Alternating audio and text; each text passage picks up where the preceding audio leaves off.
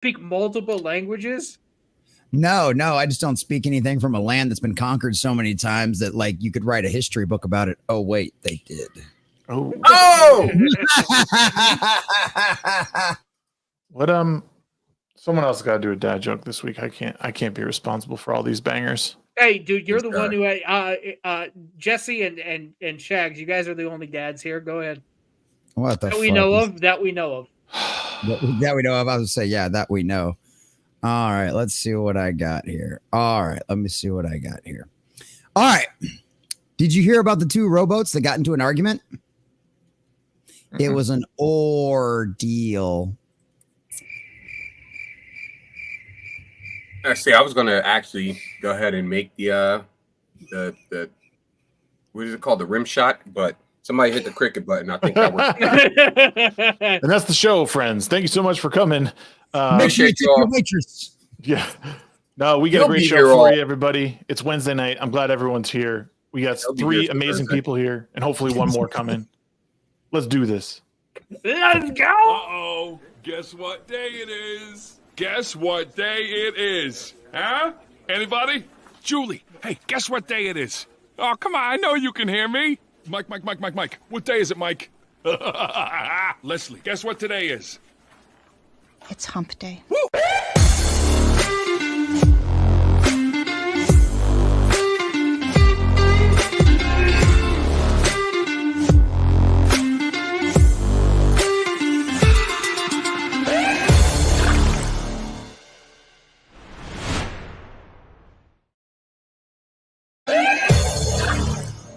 What was that? Ooh. I thought you were going to start the song again. I was ready to go. Oh. What's going on? How's it going, everybody? Great to see the chat. Great to see the panel here today. We got some people over on Rumble already. Got Madhouse Retro with some green sirens going. And Gembone or Gembone? Oh, yeah. That's my boy. What's going on? And Flatus, I say this as Flatus Assfire. It is. It's Flattiest Assfire. It is. Hey, shout out to all the chat who just picked the hardest names to say just to fuck with your favorite streamers. I love it, guys. Devastator's here. What's going on, man? How's it going, brother? And CJP is here. What up? What up, gangsta? What's up, dude? Yeah, and we've had a little bit of a week. We had a last week off. We this past week they had a meetup out in Denver, so we took the week off because Sheep was gone. I think Grant was maybe out of commission, and we just took a week off. But we're back. Our guest has not arrived yet. He's in a different country, probably trying to figure out the time zones. That's totally fine because we're here Wednesday to hang out. And it looks like Sheep is chowing down on some steak. I was excited not to be the only one masked on stream, but hey, you know what? Is what it is. These things happen. I'm just excited to be here. I missed you guys. It's I would kick my ass today at the gym, so I'm a little tired, but that's okay. Did you stretch afterwards? No. And your ass is going to be more in pain later. You're going to be cramping like a motherfucker. You old fart. I found out today, this is some sad news. I found out today that during my 5 Grand Moff Tarkins that I tore my other labrum. So 15 years ago, I tore my labrum. Jesus Christ. Not my labia, because I know that's what a lot of you are thinking right now. I tore my labrum. You had 5 Grand Moff Tarkin and then tore your hymen. Yes. Yep. Absolutely just. Yo, that sounds like a Brazzers freaking Star Wars movie. Gotta. Why are there 5 Tarkins? The man couldn't. He couldn't use the. What? We need 5 Grand Moff Tarkins behind Shags on the couch, guys. Just looking at me. Oh man, but yeah. So I got that news today. So it's likely that surgery's on the horizon. I don't know if that's something that can be fixed with physical therapy. I don't think so, but I can't risk that ripping anymore. I got 2 young kids who are just going to whoop my ass even more. And if it tears fully, it could be bad. So we'll see what happens. But yeah, either way, I'm doing well. I'm doing okay. How are you guys doing? Yeah, Sheep, what have you been up to? I mean, oh, you want me? Okay, I'll go to Green Rocks over here. He's got meat in his mouth. Yeah, that's true. Let him swallow his meat. Hello, I have been doing pretty well. Been looking at some changes for myself, focusing more on creating my own content, but that will be on the Legion channel because I want to bring some education to you all. I don't want people thinking I got to where I am because I sat on my ass. So I want you guys to know, just keep up working. It may be slow some days, it may be fast other days, but as long as you take steps in the right direction, that's what matters. I already have 2 scripts written for the videos coming up. Nice. I don't know when I'm going to film them, but one step at a time, guys. One step at a time. This I don't know how people do this all the time. Jesse, mad respect for you, but the live streaming world can get very tiring sometimes. Not because of the live streaming, but just everything that includes business and all that jazz. It can be very tiresome sometimes. So starting to focus a little bit more on myself, my mental health, and physical health, and all that. So hopefully, Nogreenrocks will become a skinnier version of the Rock at some point. There you go. It's skinny in the mind and in the body. I don't want to. No, you want muscles up there. You don't want to be skinny. No, I'm not gonna come out like Megamind. What the fuck you guys gonna do to me? Yeah, watch me just completely work out. All the muscles just go to the head. The rest of the body's just a big pile of flub. Yeah. Hey guys! That would be the best science experiment gone wrong ever. I would love it. I would love it. Madhouse Retro says, I found I like more being a support to the on-screen personality. I'm good with that. Hey, listen, and shout out to Madhouse Retro too, because Homeboy has been busting his butt because, pretty shout out to Rocks for the compliment earlier, but it's one of those things. It's like, I do so much all the time that I have this list of things that I should get done, like merch and different intros and all this other shit. And so somebody was like, look, just put a freaking ask for help already, damn it. And so I was like, okay, Levistro, can you make a help wanted section of my Discord? So I had all these ideas that I threw in there, and Madhouse has been jumping on shit. He's been making t-shirts and working on intros and all kinds of shit. So yeah. Yo, shout out to your community, man. That is amazing. Yeah. I try not to put so much on my guys because we all have our own channels and everything like that. But when somebody goes, I see you're struggling and there's a lot of work, let me help you out. That is an amazing thing to do. And like Mad was saying, it's okay not to want to be the star and just be in the background. People don't know how important the people who are helping run things are. Because I can sit here and do the show and only focus on the show. But if somebody else is running things in the background, I can actually focus on what I need to do. Right. So shout out to you guys. It really is all about the team that's behind you, because it's one of those things. It's like you look at Gary's videos, right? Gary's videos would not be Gary's videos if Gary was editing them. Gary's videos are so great and so amazing, not only because of the knowledge and the wisdom that Gary brings in, but the format that people like Perry Chan and Quarter Black Garrett bring to those kind of things. Because I watch those videos, and because I edit all my own stuff, I know what kind of effort they are putting into those videos. Watching those videos is like biting into a fresh, cold fruit on a summer day. Watching those videos, I'm salivating at the mouth because I'm like, bro, that is amazing. I can do that. Holy shit, did he just do that? I got to figure out how to do that right now. Shout out to them. Yeah. And he also took Perry in when he was a rookie. And now look at him. So, absolutely, you legend. never know. There are a lot of creators out there that do need help. And people, like me, like Jesse, we're like, no, we can do this ourselves. We got this. We got this, man. And the stress just gets overflowing, and then we're like, you know what? I need a break. So listen, remember that you can always take steps in the right direction. If you want to be like Quarter Black and Perry, just practice and practice and practice and practice and practice. I am making one of my videos on this subject of how to even get started. So you have a place to go to get started. That's a great way to do it. Yeah, Madhouse, go check out the Legion of Memers stuff and go check out Get With Rocks if you ever need help with stuff like that. He loves teaching people stuff. So absolutely. And if he knows his stuff well, I'd love to have him even on a show to give some knowledge to, people who just want to do a certain thing. So Matt, reach out to me or my producer and we'll check out the work and we'll see how it goes. Yeah, boy. Yeah, I think that's an important thing. Like when you're starting, you kind of have to find people who are who want to grow with you, because you can't afford the big bad editors. Fuck you, CJB. Oh. I would have read that out loud. I would have said read and not read.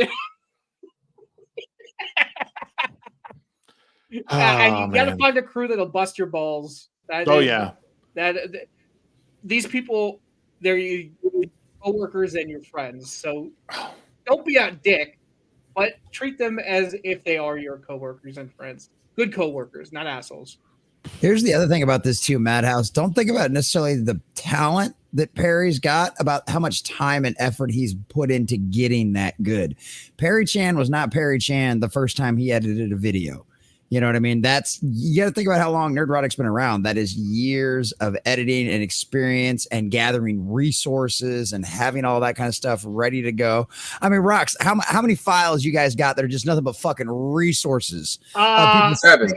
I have at a least couple of terabytes. I have at least a terabyte on a hard drive, and my assets for faces are properly organized within my phone.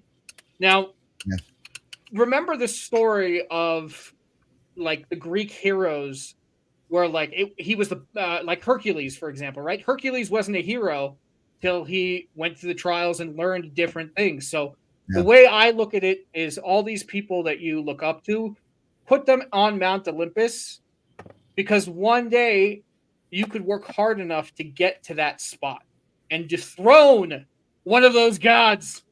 Visu's taking down the Titans. And if you don't want to remember all that, just remember it's not you versus Perry Chan. It's you versus yourself every day. You're versus who you were yesterday. Yeah. Or your last project. It was funny during an interview. Grant asked me is there anything you made that's your favorite?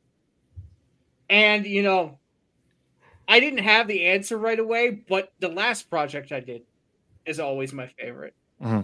Oh, yeah. Because you just keep on building, keep on growing. And, it's not like I haven't been helping people behind the scenes. So don't be afraid to reach out. If I don't answer right away, it's probably because I'm busy, but I'm always happy to help. He loves helping out in your background, if you know what I mean. I mean, back end. I mean, wait, what? All the above. All What's up, brothers? Twice on Sundays. Yeah. It's Saturdays, okay? It's Saturdays. I'm Jewish. Oh, that's right. I forgot. Yeah, Saturdays. Right. It's Saturday. Jesse, what have you been up to, man? I mean, I've seen your Discord's going through lots of changes. You're working on stuff over there. And you're busy making videos, doing live streams. Yeah, dude, I am a very busy man. Yeah, Levistro, aka Parathas, has done an incredible job working on the Discord. I didn't know dick about it, and that man has just done all kinds of crazy and amazing things with it. But yeah, live streaming, had a freaking 15-hour stream last Friday on $5 Fridays. The bastards decided to keep me in this chair until 3 a.m. And so, yeah, started streaming at 11 a.m. We went on an adventure to Walmart and H-E-B to prepare for the hurricane that completely missed us. And then we went on Iron Oxide's channel and stream sniped him while I was on the show. And then I played Elden Ring until 3 a.m. Yo, shout out to Iron. His channel is absolutely killing it, and he's doing a great job. Yeah, I was on Iron. That show was a lot of fun. So yeah, I did that. And then tonight we had a great show. Had a guy on tonight, Jesse Blaze Snyder. You can find him on X. He's got a new comic out that's called Fucking for the Future. And it's a sci-fi comedy kind of parody, and it's hilarious. It looks really hilarious. And the guy has actually worked for Marvel. He's been inside the industry for a long time. He's done music. And then it turns out, I found out after the show, that's actually Dee Snider's son from Twisted Sister. So that way he kept kind of referencing that his dad was like a rock star and shit like that. And, you know, people think certain things about him. And I'm like, oh, okay, well, that's cool. I didn't know shit about you other than you created a comic and you had it on Kickstarter. Like, that's all I fucking knew. And then I looked him up and I was like, oh, that's pretty fucking cool.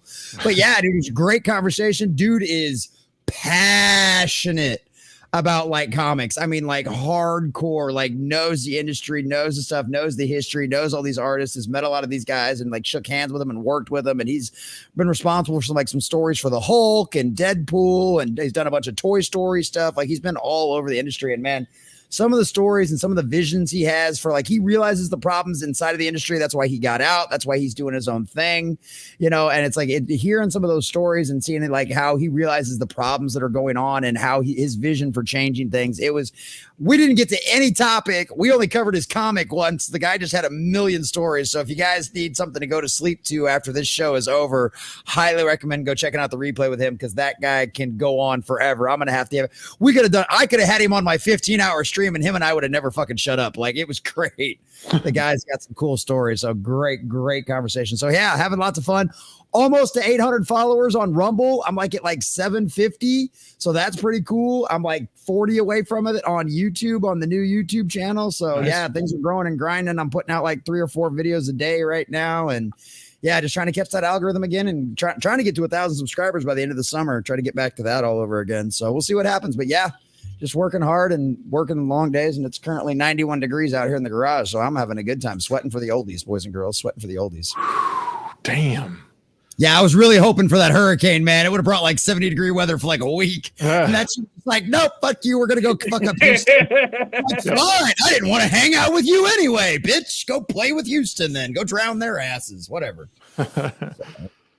Yeah, we'll give Sheep a little more time to eat, as I know he's filling up there. But Luigi's got to get his power-ups. That's right. For me, I've actually kind of slowed down a little bit and just sort of taking a little break, readjusting to a couple of things, thinking about a few things. But I've spent this past week writing a lot. I've been writing back to my novel, and nice.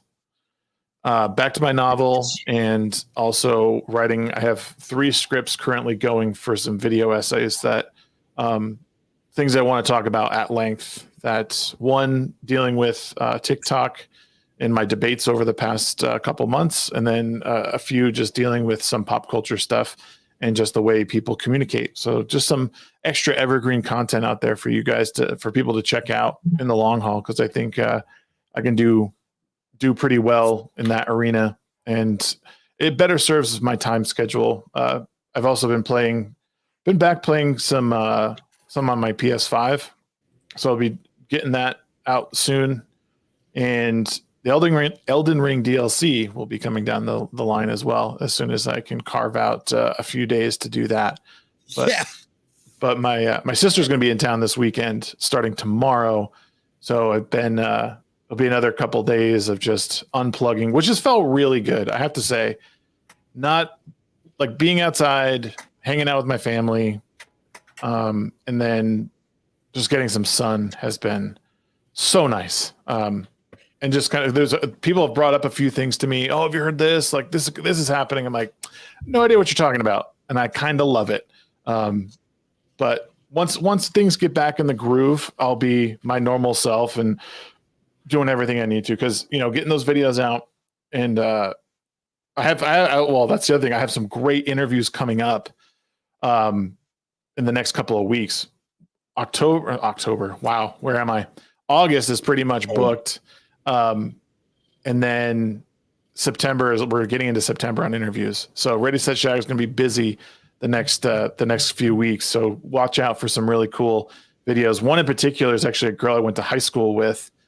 She won a Grammy last year for Best Jazz Album. Very nice. I love jazz. Hell yeah, that's cool. Yeah, me too. Yeah, I was a saxophonist in high school.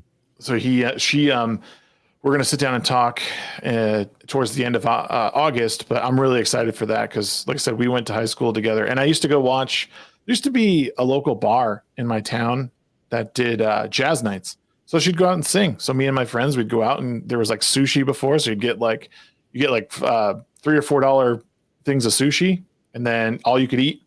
And then the bands would start shortly after. So we'll catch up with that. And they said a lot of cool stuff. I'm excited for it. And then I got some other exciting news, but I'm not going to announce that right now. Pussy. Edging the whole audience there, aren't you? There's a lot of news to be given. Whole ass fat. But Sheep has been gone. He has gone through some of his own transformations. He's been busy with the Rippaverse. He's been busy in Denver. How you been, dude? I'm still going through my anime arc, but it's still definitely on the upturn for me. Went to the dentist last week on Monday. Mm-hmm. And I am currently in the process of getting these things looking nice, prim, and proper. So, it's less of like just the two front teeth and more like a whole row. It's looking great. I can do this and not feel all like, awkward and shit like that. It's great. Yeah, man. Look at that. For Christmas is my two front teeth.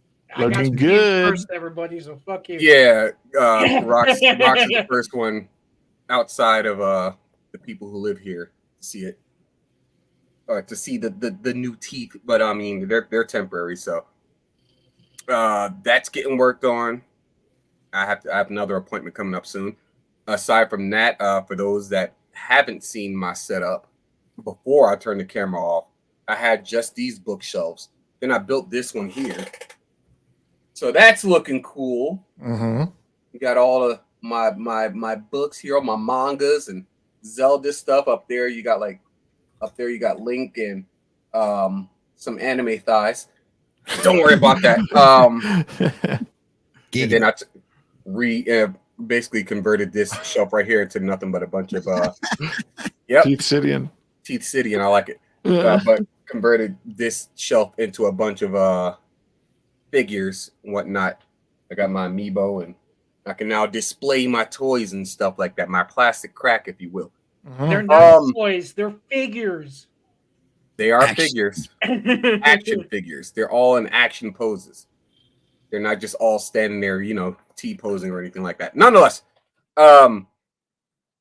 okay, just fresh back from Denver. Amarada, Rocks, and I, we did some hanging out. We watched National Treasure on the 4th of July. It was great. Nice. So that's still a good movie. If you want some good Nicolas Cage in Disney, when Disney was actually worth a damn, go watch National Treasure. That's a good movie.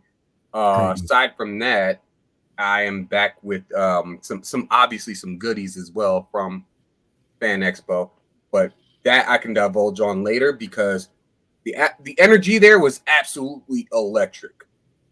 For those that have been seeing like Star Wars Theory's been posting some videos about it. He met James Arnold Taylor, which is pretty cool. Well, he and Drunk 3PO both met James Arnold Taylor, the guy who did the voice for Obi-Wan and Clone Wars. And he was also Milo Thatch in the second Atlantis movie, and he's Leonardo in Teenage Mutant Ninja, the 2012 Ninja Turtle series, and he's got a crazy like body of work going on for him. But it was pretty cool because he came from his booth or his seat all the way over to where Rippaverse booth was to talk specifically with Theory and Drunk 3PO. And that dude, he's a ball of fun. And aside from that, obviously we had a massive pull with the people that were there, Mike Barron, the Saska sisters as well. It was pretty cool. Finally hanging out with the whole crew, all in the same place. We were, having fun, hanging out, joking a lot. Did some hanging out. The breakdown was breaking down the booth was pretty pretty fun as well. We were just making jokes the whole time. So aside from that, I would have bought more stuff, but I didn't want to. Too much. I would have bought more, but I would have bought You more. didn't want to pack that much shit and bring it back. Is what it came down to. Yeah. Nah, dude, I have no problem. I have no problem loading up a car. I'm not about to do that shit when I take a flight, but I load the fuck out of a car. We drove there. Hell yeah, I'm loading that shit up. Nonetheless, I bought a different version of one of my favorite Gundams. It's not Crossbone Mao, and that's fine. I still got the real grade. I'm gonna build this, and then I also got this guy because I saw him, and I was like, "Oh, you stupid as hell! You think I'm not getting it? Get your big ass face out of there!" There we go. Yeah. There we go. Ooh. Kaiju number 8. That's Nice, fucking. dude. That's my. Bro, you got to do a video of you making these. I want to see them. Like, I've never actually seen it. Build man. streams. If I were to watch somebody I know actually build it, I would be very excited. Well, I already started on Kaiju number 8. I got like a few parts built already, so that one's not happening. I was thinking about doing some build streams as well at some point, which is something I'm probably gonna do. Probably like take over Fridays in the house and then stream. I don't know, I did some video games or building, drawing, something like that. Just do something. Every super chat goes to a new figure. Yeah. Don't do that to me. Don't do that to me. Stop. I gotta get married. No, we're not doing it to you. It's chat that's gonna do it to you, and you will have no choice. Well, you know what? I'd be okay with that. If like, people go. decided they were gonna super chat, they're gonna like super chat or donate some money, but like, hey, take this and go get like, a Verka Gundam. I don't know which one specifically. And Get Horror Tuggy. can't say anything because the chat will be in charge. Exactly. I mean, she like can. no bullshit. No bullshit. My chat specifically sent me enough money on PayPal to buy Polymath, buy the big one. Like, so nice. yeah, so you don't have to feel bad about it then. I want it all, yeah.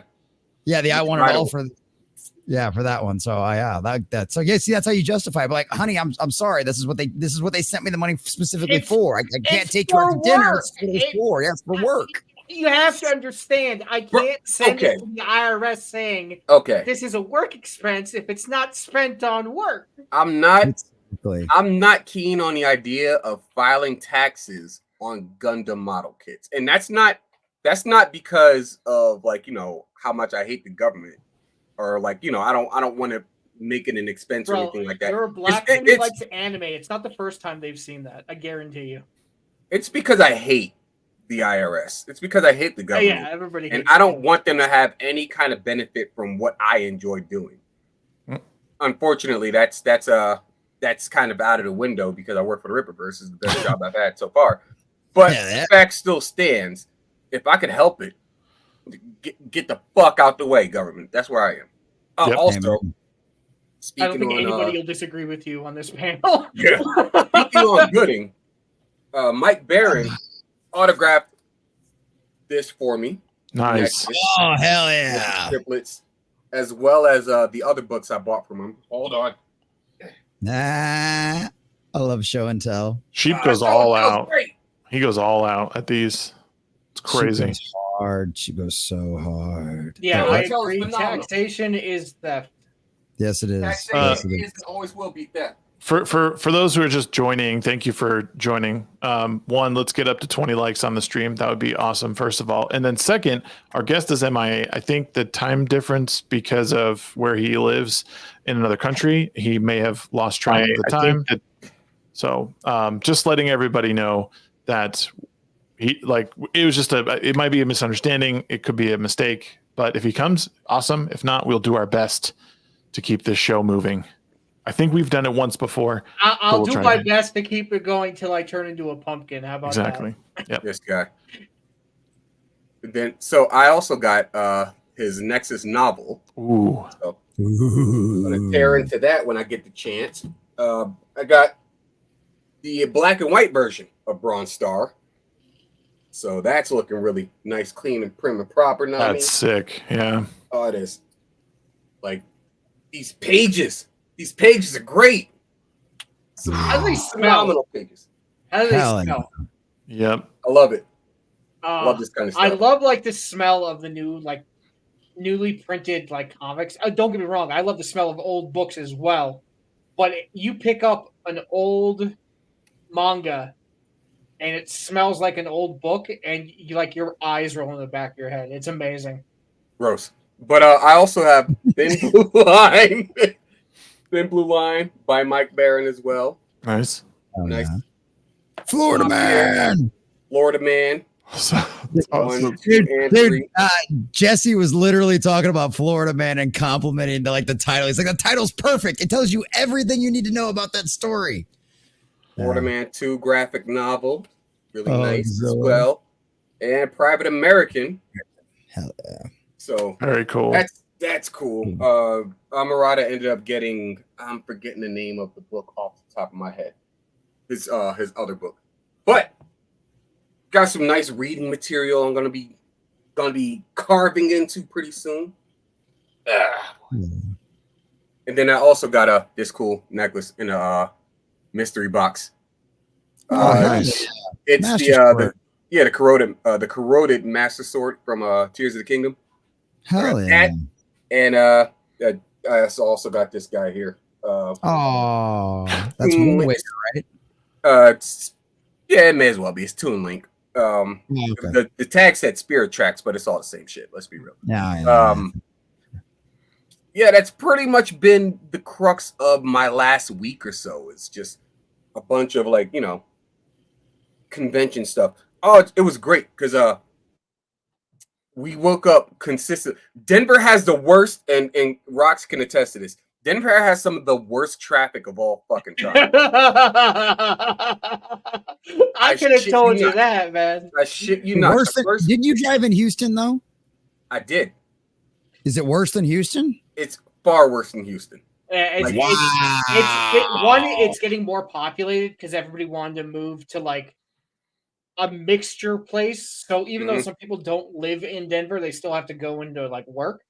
So you have to think about, okay, when am I leaving, and when is rush hour? Because if you leave and you hit rush hour, you're pretty much screwed, guys. Put it to you like this: the GPS says it takes about an hour and some change, like an hour, 10 minutes, 15 minutes or so, to get into Denver from where we were.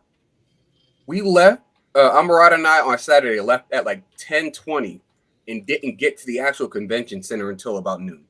It was terrible how bad this traffic was. It's funny. First 15 minutes in, not even the first 15 minutes, probably like the first 5 minutes into Denver. This fucking moron decides he's gonna try to get into our lane while we're right next to him. It's like, what the fuck are you doing, dog? Yep. What is your problem? You can tell what kind of driving goes on in Denver based off of how many cars look like they've been in accidents. And a good chunk of those cars look like they've been in accidents. Okay. Listen, that's not fair because you have many army bases around here, so people are coming in from other states. So they could have happened in other states. For example, Texas. Mm-hmm. Houston is the worst one to drive in Texas, hands down, and he just said Colorado was worse. I don't want to hear shit about Texas. He said Denver was worse. Denver is worse. Yeah, Denver is worse. Colorado. Well, and here's the other thing too: is you also have to account for the fact that they have a lot of snowstorms and ice and shit like that. So them motherfuckers are always sliding around like jackasses, bumping into things. So it's bound to happen. Every vehicle in that town's got a million bunches on it, and yeah, Buc-ee's. So we got that. Did you get that at the one north on 25? It's like off. It's probably 30 miles north of Denver. Did you guys stop at that one? I believe so. My wife and I stopped there too on our way back because we took 80 back to Utah. Blah blah blah blah. Buc-ee's, Johnstown. There we go. The one in Johnstown. Sounds about. Basically, Johnstown is just Buc-ee's. Let's be honest. There's you have a residential area way off to as you're going north. You have the residential area way off to the right. Yeah. And then coming right off the exit, you swing across that bridge. And you go to the roundabout. Is it the roundabout that you hit there? Yeah. Okay, the same one. They got 100. There's 126 gas pumps. at that thing. We asked the people. Yeah. It's a big ass gas pumps. fucking Buc-ee's. It's a grocery store. It's like a supermarket. Yeah, it's a super grocery store basically. Yeah, that's what it is. Pretty cool. And I like it's funny because I was we had a cooler. Appreciate the Jew juice, by the way. I didn't take the other one on purpose. But if you guys haven't had Kedem grape juice, it's good. It's very good. And it's good. It's got a nice balance of sweet and sour. I had 2 bottles, and they were both for sheep, but in the end he only took 1. But it was all he drank. It was like all he drank when he was here. Yeah, like whenever, like, because we stayed with Rocks for while we were there. But whenever we came back from the convention, I was like, all right, I'm so glad this juice is here. And I just crack it open. I'm gonna need some grape drink immediately, please. I sent the text to her. I'm like, is there anything you guys want while you're here? Because like, I'll go out, I'll get it. She was like, yeah, could you get some juice? I'm like, you mean grape drink? Yeah. That's exactly what I was thinking. I was like, you really got him grape juice? You got him grape drink? You fucking racist Jew. Not too racist because it's the Jewish version. Hey, listen, I did that, and I gave him chicken. Yeah. Although it wasn't fried. Was there watermelon involved? No watermelon. No watermelon. Wait, unless you ate one of those taffies. No watermelon. It's called purple. It's called purple, exactly. I want some purple stuff. Drink. But yeah, I took one. We couldn't fit both inside our tiny ass cooler anyway, so I just left the one. And then we got some ice from Buc-ee's. They have only one size. It's $2 and it's 16 pounds. I was like, what the fuck am I gonna do with all this ice? 16 pounds of ice. Yeah, so I just decided, all right, well, I'm gonna take the rest of this ice and just find any random person because there's like a billion people sitting in their cars in the parking lot. Like, I'm just gonna walk up to these people and give them the ice or whatever. I hope you. Mommy, there's a colored man at the window. And he's asking me if I want ice. Mommy, I don't know what ice is. Like you show up and this black man offering me ice, Daddy. I'm scared. The sell is it's fine. I'm not gonna steal. I'm gonna do the opposite. So, ultimately, nobody took the ice, so I just dumped it out on the ground and we drove off. Yeah, so it was goddamn water. Yeah, frozen water. It was pretty cool. It was the drive back was hell in a handbasket. I mean, the drive in to Denver or out of Montana at least. It's funny because Great Falls, there was like no clouds over us. Then as soon as we get out of the city parameters, it was storms all the way through the rest of the state. And I was just like, this is some fucking stupidity. I don't like it. Like, and I'm not talking about here. The weather wasn't too bad. Yeah. And like, I'm not talking about like, regular ass, just like rain. Like we're seeing lightning like a couple miles out, just hitting the ground. Rain is just like bombarding the windshields. It was great. It was fun. I hated it. I have a nice car, but it doesn't look nice just because the rain and the hail damage completely decimated everything. And it's very sad. Dude, I didn't can't afford to get it fixed. So dude, so there's a thing. I had no idea this was a thing until about 2 months ago when my wife's nephew got a car for his birthday. He got his license, got a car for his birthday. There are dealerships that will sell you hail damaged cars for super cheap. I had no idea that was a thing. Really? Neither did I when I first bought the car. In Missouri, they have hail damage sales. Like they're advertised on the television. Like after the big storms come in, they're like hail damage. Everything's da da da da da. Come and get them. Yeah. Hey, do you like sailing really slow? We got it. Have we got a deal for you? You got that salesman smile now, Sheep. Yeah. This is what all those training tutorials at the Rippaversities had to do. Right. It's just like all the remember what the hell were they called, the CBMs? What the hell were those things? All the online training bullshit we had to do in the military. Yeah. Yeah, I know what you're talking about. Yeah, the Ripperverse got those. They're just for salesmen and ship now. That's why they got the smile from. That's why they. So Ripper actually paid for the teeth job just so he could enhance his salesman skills. That's what it was. It's in like the videos we had. They were like for salesmanship and anti-phishing. Yeah, anti-phishing. Yeah. But cyber awareness training. Cyber awareness training. Like, hey, it got cheesier every fucking year. time. Yeah. It's like, by the way, if somebody asks for your password while you're down at the canteen that you don't know, you probably shouldn't give it to them. No, word. Hey, fucking word. Uniform. It can't be all that bad. Like, I shit you not. The like, it got cheesier every year, and the message is always the fucking same. Don't give out your passwords. Don't put no weird USBs into your PC. That's it. Don't leave your cat behind. It was the wildest shit. But so you guys didn't hand each other the rifles to hold on to? Not really, no. Just kidding, don't do that. When you're issued a rifle, you never leave that shit anywhere. Yeah. Oh, dude, your NCOs will beat your fucking ass for that shit.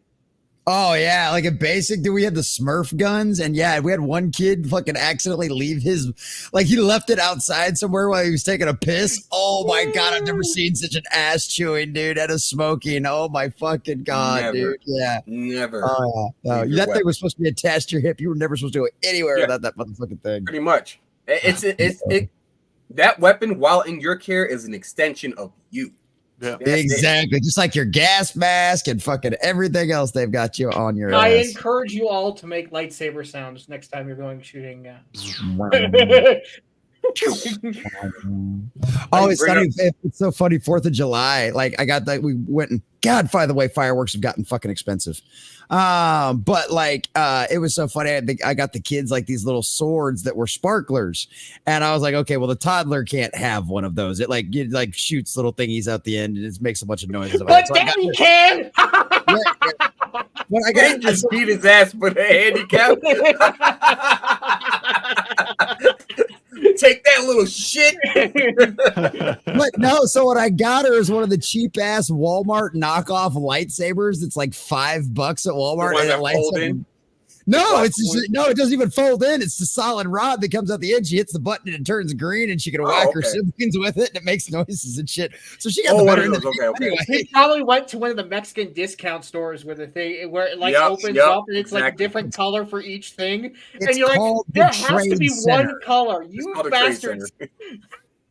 Now watching in about like 15, 20 years, kids gonna see this one specific stream and be like, that motherfucker. No, she looked cool as shit. She looked like she had it because it was green, so it looked just like Luke's from Return of the Jedi. So she looked out in the back. I got these really cool pictures, and her whole face is just lit up green, and she's like loving it. So yeah, it worked out fucking great. Sorry, you mentioned lightsaber, and I'm like squirrel. So yeah. Well, I mean, you mentioned lightsaber, and I was thinking of the Acolyte. But go ahead, somebody else. Oh god, here we go. Hey, you know what's cool though? Theory giving that freaking saber to Obi-Wan. That was freaking cool. You know what's even cooler? You know what's even cooler? He turned it down. He didn't take it with him after all? He didn't. He did not take it. Like, he said, no, I'm not going to take this. I'll just buy one. And I was like, this guy's one of the coolest people here. What are you doing? But Theory's like, I can't let you do that. I have to give this to you. So I wasn't sure how that whole discussion went. And he was like, no, I can't. And JT was like, no, I'm not gonna do that. No, just give it to somebody else.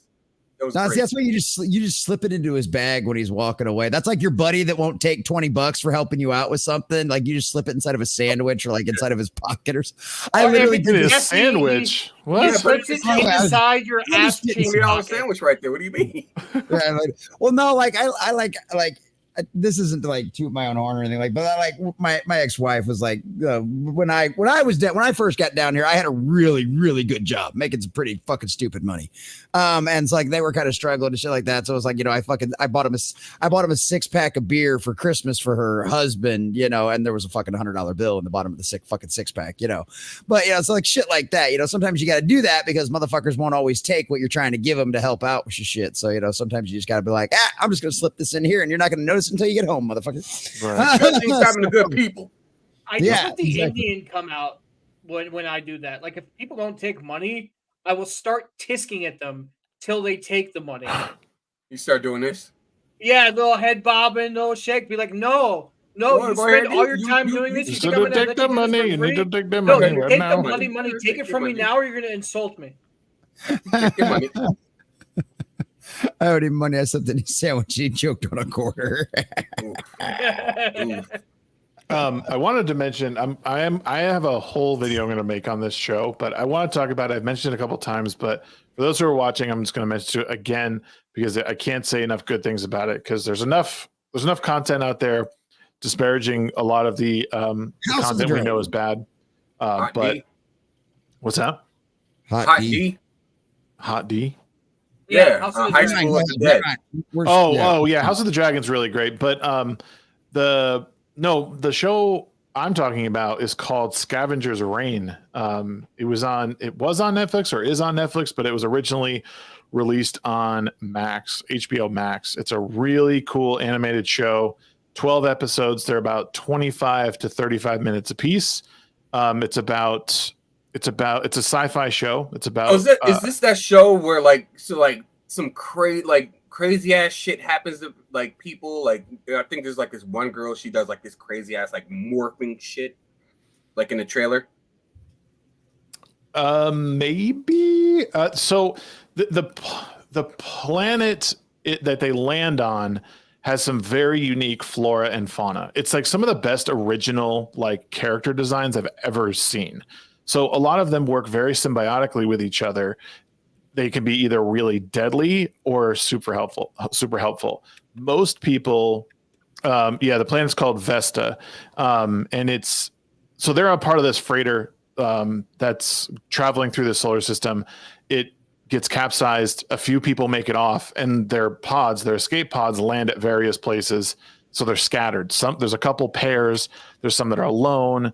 And it's following all of their like very, very unique stories. And you kind of get who they were, who they are now, and like their trials and tribulations that evolve over time. Like seriously, one of the most well-written shows I've ever watched. It looks like there's talks of a season 2. I have 2 episodes left. And once I finish those 2 episodes, I'm going to rewatch the whole series again in my Discord, like for watch party. So you guys can join if you would like and watch each episode with me again so I can take some more notes. It's so good, guys. Like don't sleep on it. If you want something really good to watch and you like sci-fi, check it out. It's called Scavenger's Reign. I'll have to check that. You said it's on Netflix now? So Netflix had picked it up. I don't know if it's still on there. So it was released in 2023. Oh, it's on Max though? It's definitely, I'm watching it on Max. Okay, I've got Max. That's what I was curious. Yeah. I don't. Dude, you know what's weird about Max? There's fucking ads on Max. Like Yep. Like, really? Yeah. So if you pay the base subscription, there's ads. You have to pay like 10 or $12 a month to remove them, which I'm just like, what the fuck? It's like some Twitter shit. Honestly, Like you pay for Twitter. You pay for Twitter, and then like you don't get all the benefits of Twitter Blue unless you like do some extra shit. Unless you pay more. It's like the fuck I'm paying for. For the well, I'm like, I know a lot of people. Pay me, motherfucker. That's how it works. Well, yeah. Well, I know like a lot of people were like bitching about like Netflix and stuff like that with their like ad tier and all that kind of stuff. But for $7 a month, like literally, I'll get an ad like every 3 episodes of something that I'm watching. And then it's like a 15-second ad or a 30-second ad. It's not like the fucking 2 and 3 and 5 minute ads you get on YouTube and shit like that, or like the ads Hulu used to have where they were like 6 minutes long and it was the same fucking ad over and over and over again. So that's one of the things. It's like as long as they don't overdo it, it doesn't bug me because like I've gotten used to watching ads on YouTube the entire time, and I'm sorry if it's cheaper than the $10 tier that I was paying for before, and now I can pay $7 instead, and I deal with an ad once every 90 minutes. It doesn't bug me that much. I do slippery slope, my man. You're like, okay, so it's only 1 or 2. Well, and then it gets more and more. I think what they should be doing is decreasing the prices and removing the ads.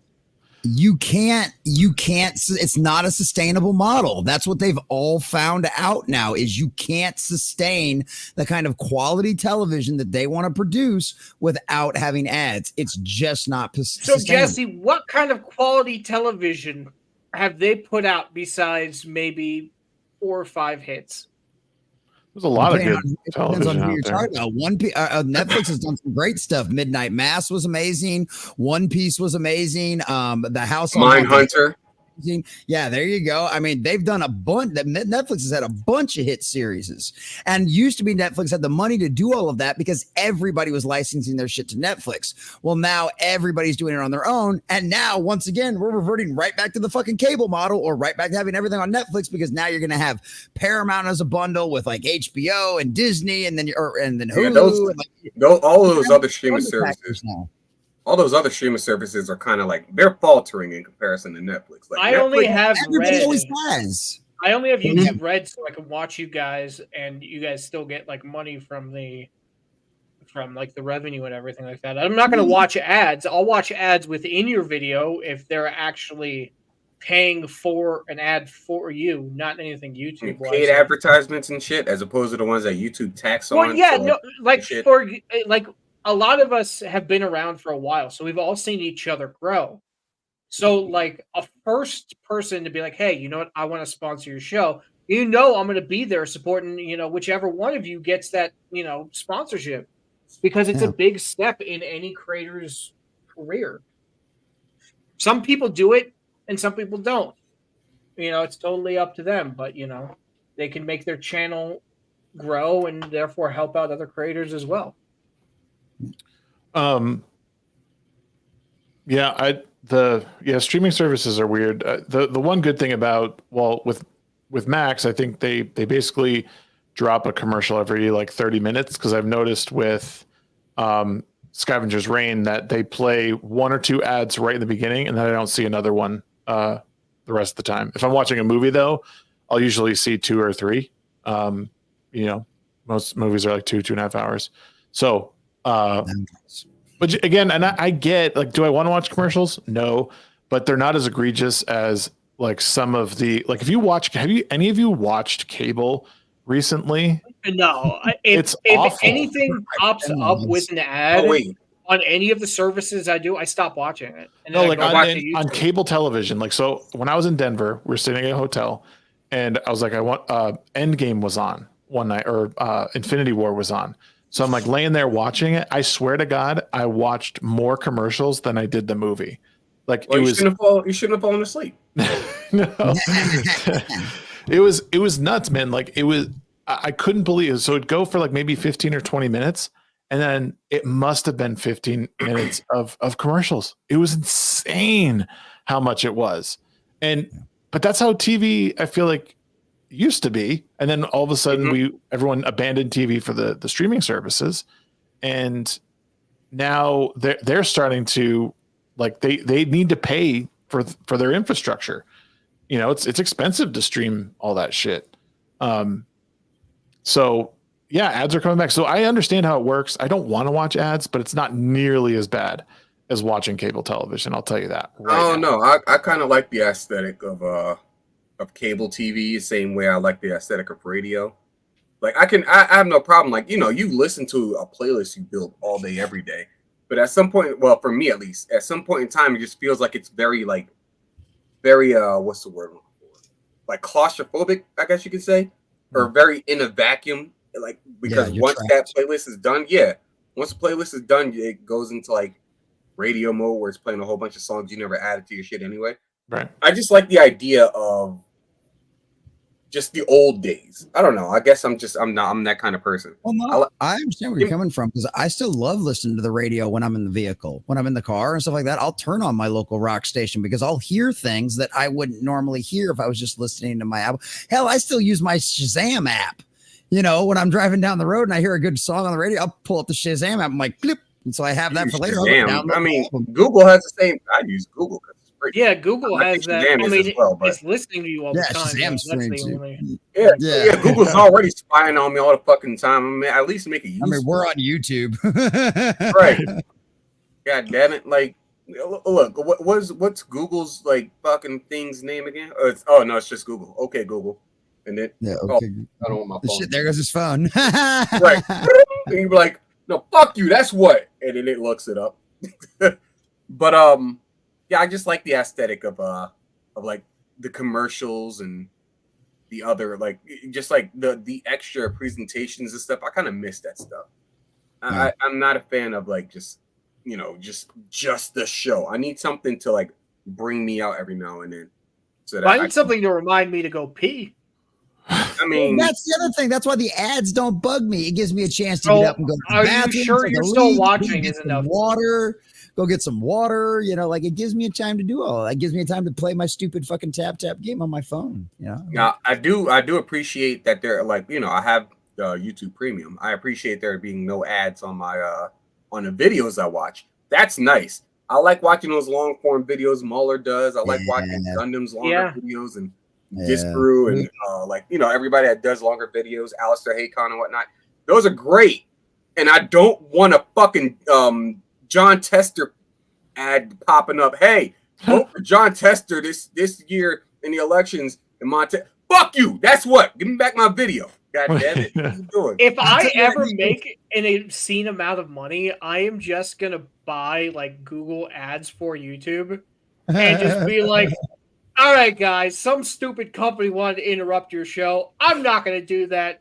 And this ad is only 8 seconds long. Go pee, go do what you gotta do. And we're back. That would be great. Yeah, that's one of the things. It's like, I'll tell you right now, I would probably do the same thing on YouTube because of some of the long form comment I want to do. If they just weren't so damn egregious about like every other day on my fucking television, they're like, hey, would you like to try ad free YouTube? I'm like, fuck you. No, I've told you no the last 10 times. Stop asking me. And I'm like, if it wasn't for that, I probably would get it. But the fuckers won't quit harassing me about that shit. Fuck off. I'll watch the ads. I'll watch your propaganda about my local politician and laugh my ass off the whole time about this politician who's trying to run that's never gonna fucking win. Fuck off. They need to put comments in the ads. That would be great. Oh, no one would ever advertise on YouTube again. No. Yeah, I'm sitting here watching my girls do naked yoga and some dude pops out talking about foot fungus. What the fuck? I'm looking up naked yoga. Yes, naked yoga. Somebody comes through with some fucking Nasonex ad. Like, I don't know about do you have herpes? Do you have genital warts? By the way, yada yada yada is for you. You look out the window for any satellites. The fuck is looking at me? Oh my god! I fucking love that shit. How dare you? Oh, you just start making really stupid ads, like being like, just the screen is completely black and it's your phone, but from the perspective of being in your pocket. Oh yeah. 90s girls gone wild commercials at 2 a.m. Oh yeah, my boy knows. My boy knows. Okay. Keep that volume at like 1 and sit as close to the TV as you can. Okay, dude. Don't make the mistake that Amarada and I did in going to and like looking up like the hour long hour compilations of like 90s commercials and stuff like that. Dude, the advertisement will piss you off. Shit you not. You used to be able to buy a brand new fucking like Buick, a brand new Buick for like 0% APR. $300. 16.9. It was like $16.9. It was like these crazy ass prices that don't exist anymore for used cars alone. And you get like they were like, oh, the Pizza Hut deal. You get like two pants, like a medium and a large for like $12.99. You're like, dude, take me back to those times, man. We watched a fucking 90s commercial from Pizza Hut. It was an X-Men commercial from back in the day. $4.99 for the comics, a personal pan pizza, and a fucking VHS tape of X-Men shit. Bro, we had it, bro. We fucking had it. They fucked this all up by the government blowing so much money on bullshit, dude. We had it so good. $5 foot long. Sheep freaking needs to do a $5 hot commercial. lady is $8.99 now. Damn Come it. on, man. Sheep needs to do a commercial, a 90s commercial with all his figures that he has going on, just making sound effects. It get like the flashing light effects, the fake lightning, and the plastic fucking foreground with just like the black backdrop. You know, it was just done in like some photographer's studio. Yes, So- exactly. This is the kind of stuff like I remember. Hold on, let me pull it up. Here he goes. Hold on while he whips it out. This is this it? You This might might get be the hit one for we're this, talking no? about. This I'll might no. No, you won't get hit for this. It's too I old. won't. Yeah, this is exactly the commercial we watched. This one. This commercial. I love this commercial. with any pizza purchase. And they, No, they Yeah. actually made original. They actually made original music back then for their stuff. They didn't just use like top 10 hits from 2 decades ago. But this is what I mean. They Yeah, used to be able to get like a comic or a movie like at the because I think I got like Teenage Mutant Ninja Turtles or something like that at Pizza Hut for $5 or something like that. Like they haven't done shit like this since 1993. You know for a fact they can't do this because you have motherfuckers like you and I who would walk into the store and be like, "Yeah, let me get that kids meal."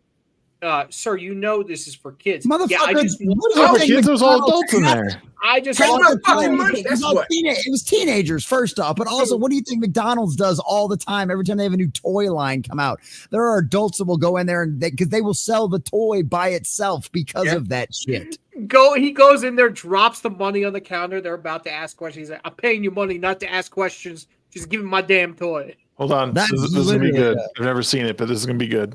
Pizza commercial, stuffed crust, Donald Trump and Ivana. I love it. You really think this is the right thing for us to be doing? I remember this. What do people think? Dude, that mono sound too. All I hear is in my love left, the left head. Oh man. Talk. Donna. Ivana. It's wrong, isn't it? Are you sure this is a Pizza Hut commercial?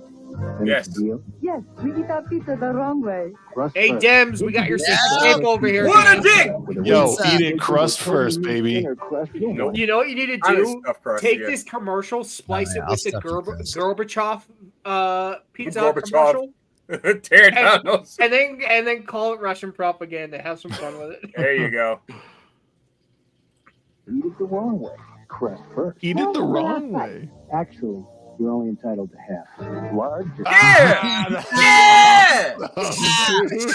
Boy, wasn't that prophecy? Boy, wasn't that prophecy? Oh, Yeah. This motherfucker knew about the divorce years before it happened. what even happened? I'm not even like that was a great joke, but I'm glad nobody else paid attention to the price because it would have pissed them off. It would have pissed you off as much as it pissed me off.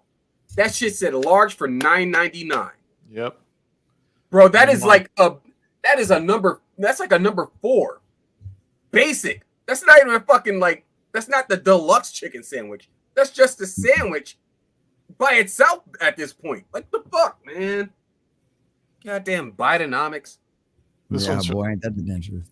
It's gonna watch It's commercials all actually, it's night. actually just Woodrow Wilson economics, like time, version 10.3 or some shit at this point. Everything's running in like 144p. I love it. Oh, yeah, right. That's because this is like, Let me just make sure this is at the highest setting. oh, that's the Quality highest. 240. 240. Yeah. 240.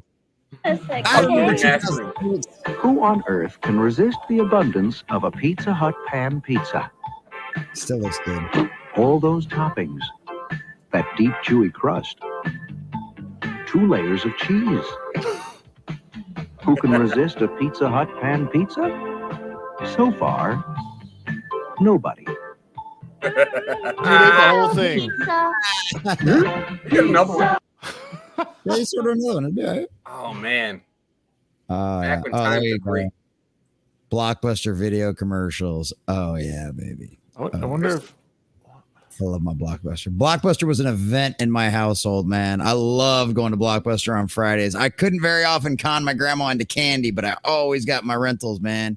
Either some video games. Well, it was movies in the early days, and then when I got a video game system that they still offer games, when they started offering games and shit like that, it was like, oh yeah, that was Yeah. oh, God. It was an event. There was so much more culture to all of that. There was a culture surrounding that shit. It was beautiful. It was wonderful. Blockbuster had movies, then they had video games, and it was like, you know, NES and we did the knockoff rentals and we would go to a place called 2020 that had an adult section in the back that was only separated by the black curtain. By the curtain. Yeah. And you know my curious ass kept trying to get a peek every time someone walked. Well, I'd never get close to it, but I'd try and peek every time the fucker went in and out. That is funny as shit. Perfect video store. It would have a great selection, right? Right. Over 10,000 videos.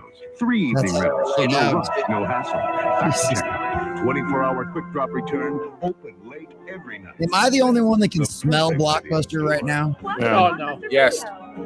I don't know. Blockbuster's had a smell, man. It wasn't bad. Wow. Blockbuster video. Wow. It was like VHS tapes and cardboard and like candy and like Blockbuster had this fucking smell, man. Frustrated dads watching their kids trying to find a movie for 6 hours, knowing that they're gonna pick the same fucking one they did last week. Hell no, I was always getting something new.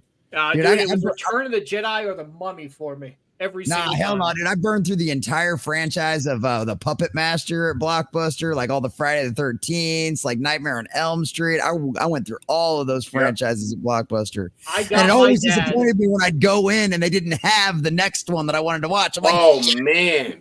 I got my dad to rent me Scary Movie 1 when it first came out on. You mean it like available to rent? And he was like, I don't like scary movies. I'm like, yeah, I don't either, but I heard this was good. We started watching. He's like, don't tell your mom. I'm letting you watch this. That's how my grandpa was with CDs back in like the late 90s, like when Korn would have like the mature content rating and all that shit up. My grandpa was like the lady at the seventh heaven, which was like our local CD and record shop and shit. And it was also a head shop on the other side, but I couldn't go over there. I wasn't old enough for that stuff. But it was so funny. She's like, just so you know, it's got a mature content warning. My grandpa's like, yeah, we'll check it out when we get home. I'm like, we ain't fucking check it out shit. Don't fucking lie. Don't even lie to that lady. You ain't gonna check out shit. I know better. Like, yeah, it was great. Hey, shout out to the kids on the school bus who let me listen to their Eminem CDs. There you go. Yeah, I was clearly not mature enough to be listening to it. Yeah, Limp Bizkit, frickin' all those guys. My grandfather ran shop that basically sold all of that stuff anyway. So nice, man. Look, and then he had the keys to an arcade cabinet. Had Street Fighter 2 Turbo Championship edition. Addiction is right. Oh, it became that. Yeah, it became that. Ken was always my boy. And we always had we just go hang out at our grandfather's store, and then that's what we do until our parents came and picked us up. Just play Street Fighter, listen to music we shouldn't be listening to in the first place. Nothing wrong with it. It sounds like Nogreenrocks is about to turn into a pumpkin, so we're gonna let him back out of here. We're gonna lose our Jew. Yep. Yeah, we got all the diversity already on here. All good. But yeah, I gotta go to bed. But please follow the Legion of Memers on YouTube, Twitter, and all those places. Apparently, it's my 4-year Twitter anniversary. So if you've been following me in any of those 4 years, thank you all for helping me find my place in the world. I appreciate it. Just because of that, I'm you don't follow people half the time anyway, even when you like them. Them's fighting words. No, they're not. He's correct. I'm spot on. That's why it's not fighting words. You know how many people are like, "Hey, she liked my picture." It was like, great. It's like, so when am I gonna get a follow? What? What? I'm close to sheep, but I can't tell who to follow, man. I'm like, I'm like the black version of Az. Az retweets stuff. He doesn't follow anybody. Dude, that shit was funny as fuck. I was in fucking Vegas, and Gary's like, "Don't I follow you on Twitter?" I'm like, "No." He's like, "How the fuck do I see all your baby pictures then?" I'm like, "Fuck if I know." Everybody, it's the retweet wheel. That's what's happening. It is. It's the somebody follows. It was probably fucking like no one. It was probably like, oh god, I'm having a brain fart now. Anyway, Roxy's got to leave. Yeah, I gotta leave. But if you want videos ahead of time of how to create and do all that kind of stuff, go become a member of the Legion of Memers channel. I will be putting the videos up there first, probably a few weeks ahead of time before they become public. So those of you who are members will get a little bit of a heads up, and you can drop your questions, things like that in chat. I'm here to help, so use the help as much as you can. I want to see you guys create, because right now there's a lot of crap out there, and I know that some people will have the motivation to create something good out of all this junk. So believe in yourself, go create if you're frustrated with everything going on, and I will see you guys next week. All right, bro. Be good. Yeah. Peace. Peace out. Yeah. What's up, Charlie Nuclear? Hey, buddy. So I like I said in the beginning of the stream, I've been not paying attention to a lot of social media stuff, been doing real things. And it seems today that it's been discussed that Boogie may have or has faked his cancer diagnosis. Imagine my shock. I ain't even heard about this shit. That was somebody brought something out about Boogie. I don't keep up with this fucking YouTuber drama bullshit. Like, I don't ever, you guys bring this stuff up. I'm like, I don't know what the fuck anything is going on. I don't really keep up with it myself, but I just know, like, I just generally keep tabs on like the surface shit.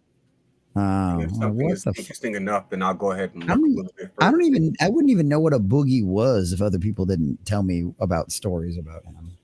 Well, it's funny. I only knew Boogie from, like, you know, his run with, I think it was not Warcraft, but Hearthstone, I think is what he did. Like, or some trading card, or Magic the Gathering. That's what it was. Like he had this whole Magic the Gathering collection, some shit going on there. Then this motherfucker decided he was gonna get into cryptocurrency, and at the height of like how much money he should have had before he just decided just like, you know, cash out right then and there. He was like, no, I'm gonna keep going. It's like people are like, no, don't do it, and then, like, you know, shit crashed. Or some shit like it always does. Well, and was he the one that was like, did the stupid gag where he was like, couldn't stop buying like Pokemon toys or something? Or is that somebody else I'm thinking of? Like the plushies? No, he got big as a YouTuber being that Francis dude. Like his like alter ego is this like fucking, for lack of a better term, retard. Just like acting all like, freaking out. A lot of self-deprecating fat jokes. Yeah. One of those guys. His dad was like teeth were all fucked up, and he was just and I think his health got so bad that he had to like turn his life around. He lost a bunch of weight. He got his teeth fixed, but then he just wasn't the same. And then they started the whole lol-cow thing, I guess, that came after that. But I don't know, man. He's been in a lot of trouble with between the, you know, that guy showing up at his house and him firing the gun and everything. You're talking about Frank Hassel. Yeah. But this is I don't know, man. There's a clip of it. I'll just play it real quick. For those who haven't seen. 2 years ago, you said that you had a cancer diagnosis, but now you just said now they're doing a biopsy to check for cancer. Confirmation. Is this false MD? Are we treating a blood cancer without actually confirming it yet? For 2 years, you've been having a cancer treatment without confirming there's actually cancer there? Because it was in my blood markers, and that's pretty goddamn definitive. You can Google that, Destiny. When you have the hormones, when you have the hormone in the blood that is produced by this cancer, it's pretty goddamn definitive. It doesn't show up for just the Yikes, dude. So basically, he got called out for some shit that, like, there was obviously some fudging going on. Sounds like. Yeah. Yeah, well, he came out, and I think it was to, he was getting money and support from his fans back when he had done it, and then I don't know where. I think Destiny was just on the podcast, and then something was said about getting a biopsy for this cancer or whatever, and then I think he just started scrambling because Destiny was like, "Wait, hold on a second. You said that you had cancer 2 years ago. Like, you don't get a biopsy." You get a biopsy 2 years ago. You don't get a biopsy now. Like, you don't live with cancer for 2 years. And I don't know, man. I'm not even surprised anymore that all this shit keeps coming up. People are, people just continue to idolize these big YouTube personalities. And then they're like totally surprised when they're pieces of shit, I mean, wasn't there that guy a few years back that was like pretending to be in a wheelchair the whole time, and they caught him like standing up on string or I remember that. I remember that. That's what this reminds me of. This is exactly what this reminds me of all over again. Dude, that's wild. Can you imagine that? Like, like, oh, wait, I wasn't supposed to do that. Yep. Oh man, that was one of the most embarrassing things because he left the fucking camera on. Yeah. Because I think he was like about to end the stream, and he like got up, and then I think he realized what happened, and then he like sat back down. God, I hate people who do shit like that. Like, I mean, I don't hate you, but I mean, I look at you with like a lot of disrespect and like at the forefront of my brain because, like, you lied. Put simple, you fucking lied. Yeah. A bunch of people believe, like, your story, your sob story. You fucking lied to them. Like, what are you doing? Yep. Well, it's even, it even goes to like Dr. Disrespect too. Like, I know that everyone's beat that whole thing to death, but it's in pieces. Yeah. It's too bad, but people, you idolize the YouTube personalities and you think that they're these flawless, awesome human beings, but like there's some obvious skeletons they got in their closet. And yeah, that I mean, I'm convinced that like everybody has a skeleton or two in their closet. That's fine. I mean, that's human nature. Everybody does something that they kind of regret. Not even kind of, but very much regret. But I mean, you get to a point where it's just like, you got all of this goodness going on for you, and you go, you know what? I'm gonna fuck it up. Like, what for? I mean, unless you're doing it for your own personal, like, self-defeat purposes or some shit like that. You're doing nothing but you're scorning your audience, your fan base, you're scorning the people who are in your personal life because they had a different kind of perspective about you. You're like, and it's one of the things I say about Doc's whole situation is like, regardless to what the fuck is going on, Twitch fucked up, Doc fucked up, so on and so forth. Dude, you have a wife and a child, and you are one of the most coveted streamers of all time, gaming streamers of all time. And you decide, you know what? I'm gonna take my chances at not really saying anything specific. Now that the Twitch whispers may say something completely different, but the fact of the matter is, you still said some there's the perception of saying some reprehensible shit to someone, to someone who is potentially underage at the time. We don't know all the details, so as of right now, I'm remaining on the side of, like, I'm remaining on the fence. We'll say that. Yeah. I'm remaining on the fence about the whole thing. But I mean, regardless to all of that, the situation's still there. Yeah. You fucked up. Dog, Yeah. Listen, I'm not even going to sit here and, like, fake the funk. His wife is very attractive. Yep. Very attractive. Like, what are you doing? You have a great life going for you, and you do this. Yeah.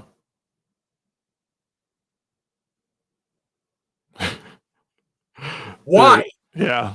And to do it on, well, there's like multiple facets to it, right? It's like, why would you do it on like a public platform, even if it isn't a quote unquote private whisper? Why would you use Twitch whispers in the first fucking place? Right. What's wrong with you? Right. And then why would you do it with someone who was, underage. Like there's so many reasons as to why it's wrong. You think like what, like you couldn't be dumber. Like, and again, who knows exactly what happened, but it certainly seems, fishy. And I don't know. It's too bad. Like I said, I know people have beat this to death, but again, it's just I bring it up only to people. We're fallible. So many of these big people, especially these big streamers, whether it's for money, favors, whatever you want to say, like people can be bought, people can be manipulated, and brought to their knees in various ways. Oh, sorry. Go ahead. Well, and it's kind of funny that you say that too, because these people shouldn't be held up as idols. They shouldn't be held up as some kind of moral standard of sign of virtue or anything like that. But I mean, and I'll go all biblical on you too. Like you go back to the Old Testament, like even all the great kings, everyone that was chosen by God to lead the people of Israel, every one of them, even David fucked up at some point. You know what I mean? And these are like supposed to be some of the greatest, most honorable people in all of, time and space, essentially. And even they had flaws. Even they had things that they screwed up on. So it's like to think that any of these people nowadays are any better or aren't going to screw up and aren't going to have issues and aren't going to try to pull a fast one or be shady for one form or another. I mean, fuck, Solomon's kids was supposed to be, Solomon was supposed to be, or David was, the wisest and greatest of all. His children all took bribes and were like horrible judges. You know what I mean? So it's like, you never fucking know. And it's like, don't hold any of these people up on pedestals. We're all just human. We're all flawed and we're all going to fuck up. And unfortunately, some people will pull shady shit on you just to get money out of you. And there's a special place in hell reserved for people like that. So don't worry about it. The old man upstairs will take care of that shit. Put simply. Well, yeah, as far as Dr. Disrespect goes, and even what about Elemental? As far as Dr. Disrespect goes, and now Boogie, like these guys they're not going to work again. They're not going to, at least not in this industry. Their reputation is blown. The funny thing is, like, I think Boogie will still have his thing going on for him, provided he continues to, like, if he's still on LolCow Live, at least, like he's still gonna be fucking up while Tommy C is hosting, he's still gonna be fucking up while Keem is hosting or something like that. It's kind of sad, right? And this is something else I wanted to say. Like, you gotta be some kind of a really pathetic motherfucker to make Wings of Redemption look like they're the same person in the room. Yeah. Like no disrespect to Wings, but I mean the man he's living up to his name. He's living up to his namesake. I haven't heard him like fuck up since what was it? Since he slammed the controller. The look here, look, listen situation. I haven't heard anything from Wings. So, big ups to him. Then the man lost some weight just so he could beat the brakes off of Boogie. That was entertaining. You gotta kind of respect that. You gotta that was entertaining as hell. I like that. I like that fight. That was great. It was like night and day in there. It was so phenomenal. Regarding Boogie, in 10 years, if he doesn't succumb to his mortality, we'll be crying for pennies, probably. So the guy's it's a tragic story, Boogie. I'm under the assumption that his girlfriend is being held hostage or something like that. Dude, I don't know, man. I could get really mean about all that, but I'm not gonna. I'm not gonna say anything. I just think it's weird. I think it's weird that he parades her around in pictures, the way he does. I mean, she is over 18, and that's fine and dandy. But the fact of the matter is, he does do like the weird shit. But it just looks. And again, this is just me being like mean or whatever, I guess. But like, it seems a little pathetic, and I don't know why. There's something about that picture that those pictures that make me feel uncomfortable. Like I need to call someone to make sure we need, just do a wellness check. This person okay? You look at those pictures and you're just like, I'm going to look at my lady instead. Yeah. Okay. Life ain't that bad. Life ain't that bad at all. Yeah. Oh man. Couldn't be me. So the other day in my Discord, we had a very, very long conversation and pretty in-depth conversation about the Gladiator 2 trailer that dropped. Did either of you guys happen to watch it? Yes. We talked about it on my morning stream the other day. Yeah. What were your guys' initial thoughts on it? Okay. So initially I was like, okay, this doesn't look too bad. It's not something that we need. It's not something that I'm probably going to watch. But at first I was like, oh, dope. Pedro Pascal is going to get his guts ran through, and I'm actually going to really enjoy it this time because I hate him now. And then it was like by the end of the trailer, I'm like, oh, wait, never mind. He's going to get a redemption arc, and him and the main protagonist that actually wants to kill him are going to be friends, and they're going to take down the emperors. Like the trailer told you the whole damn movie before it even happened. And honestly, like our homeboy is probably going to be the best part of the whole damn show or the whole damn movie. But like they literally told you the entire story. Like, you know who the villains are supposed to be. They're supposed to be the emperors. You hear the freaking general talking about how the emperors will sacrifice an entire generation for their own narcissism. So obviously he fucking hates them. So the things that he did that pissed off the main protagonist that wants his head, he probably only did because of the emperor's orders. So by the end of the movie, they're going to come together and take down the fucking emperors. You know, it's like, you told me the whole damn, why do I even need to see this now? You told me the whole damn story. So, yeah, not only do we not need it, it looks unnecessary. Other than that, the visuals look great. The swordplay, the fights look dope. I don't think the visuals look great, but okay. I mean, I think they look really, I think it looks like a good computer job, but I don't like it. Like I said, we had talked about this, and this is how I described it. It looked like House of the Dragon. Looks great, lived in. Like it looks like I can get on a plane and go to this place and feel like I'm in danger. Rings of Power feels like if I went there, I'd be on like a Hollywood soundstage. And I get that vibe from this trailer. And I don't like the original movie. The original movie just has this way about it that feels like it's a real place. Like it's a real time in history. And this movie just didn't give me that same gravitas that the first one did. And yeah, like kind of the same thing you're saying. I feel like we know what's going to happen. Also, the main protagonist is the little boy from the first one, Lucius. And all I have to say is, how did he get ripped from Rome, and why is his mother just watching him in the Colosseum? Does she know it's him? And if she does know it's him, why isn't she doing anything about it to get him out of there? Like nothing really seems to add up all that much. And it looks like they're just trying to copy the same formula from Gladiator, but doing a very piss poor job of it.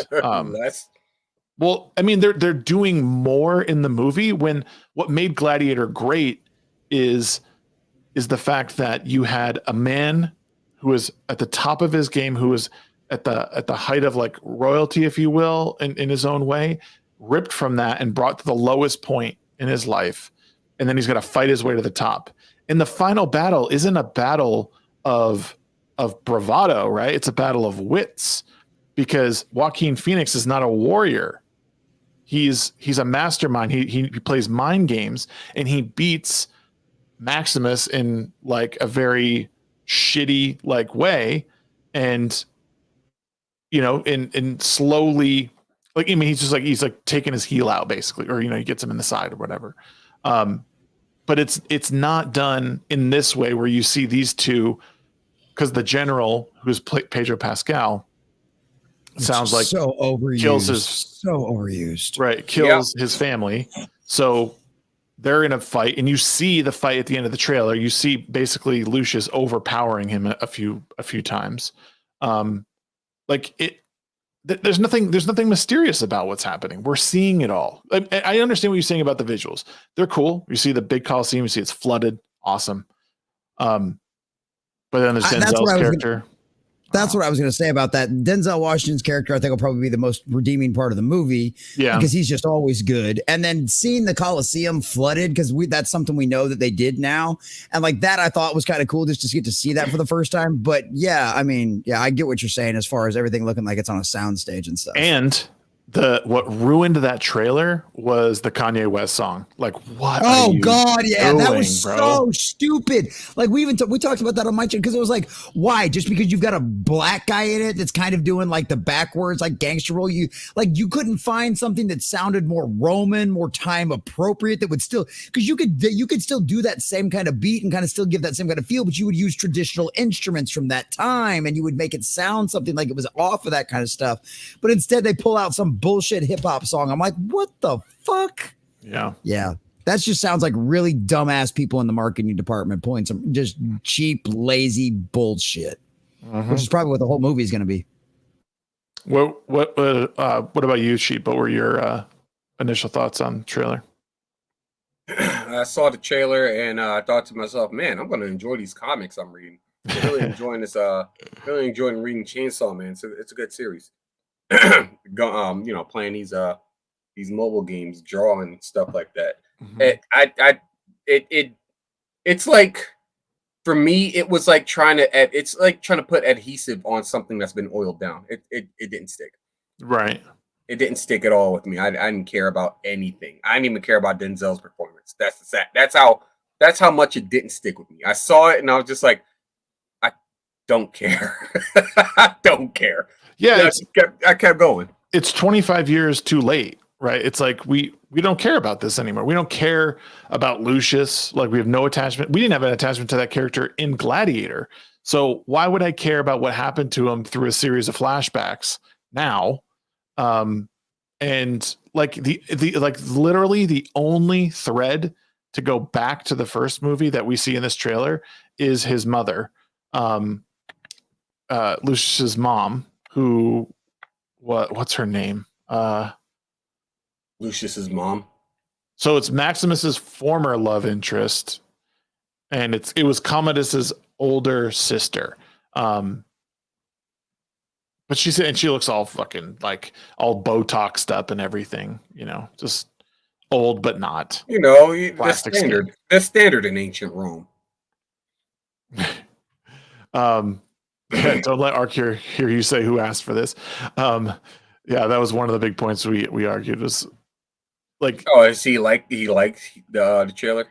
He enjoyed it. We by the end of the whole discussion, I think he kind of saw where we were coming from. But one of his major things was like, who cares? Like, what he's basically saying, it doesn't matter who asked for this. Like, corpos will make what they'll make.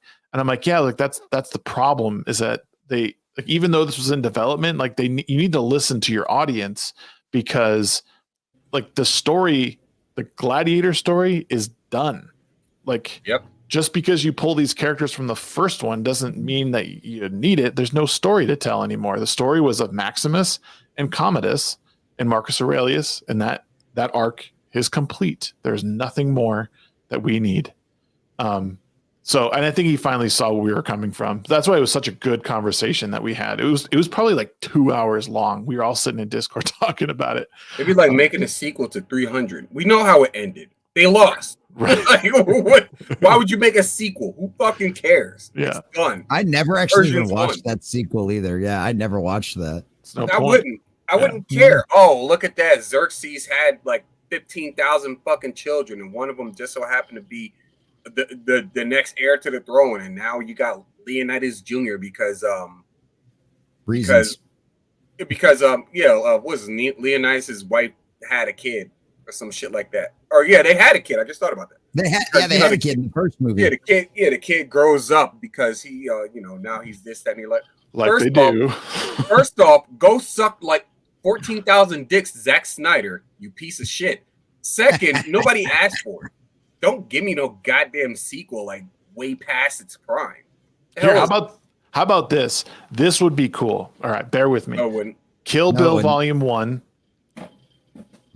Beatrix is dueling out with what's her face, Vivica A. Fox in our house, and after she whooped. No, that was the first one. Oh. After she whoops her ass. That was like shortly after she got out the hospital. Yep. After she whoops her ass, the Vivica A. Fox's daughter standing there, right? And she said, what'd she say to her?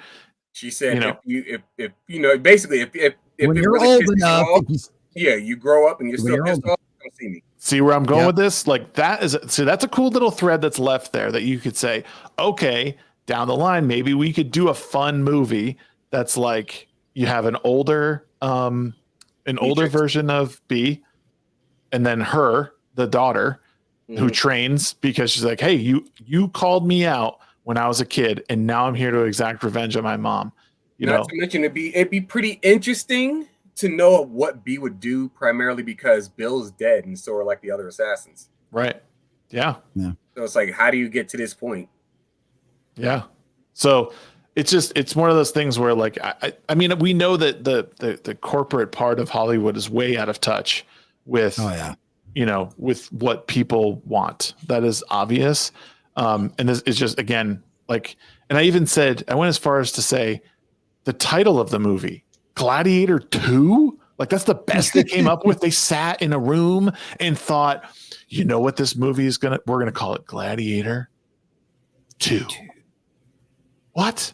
No, like there's not even a subtitle. Like even the Friday the 13th movies and the freaking Nightmare on Elm Street, they just had a subtitle for the sequels. Yeah, after a while, not even after a while, they started using them basically from the second one. Yeah, the second one on, they all had a subtitle to the sequel. It was whatever the fuck it was. Dream Warriors, or I don't know. I can't even remember the rest of them now. It's been so damn long. But Dream that's Warriors, fucking Dream stupid. Child, Dream something.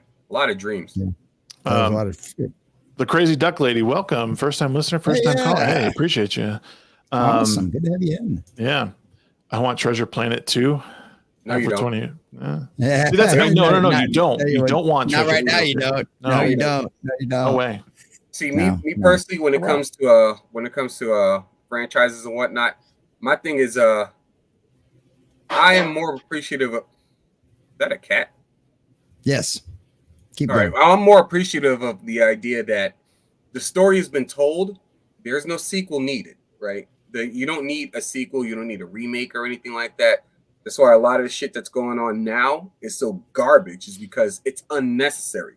That's why Beverly Hills Cop 4 was washed.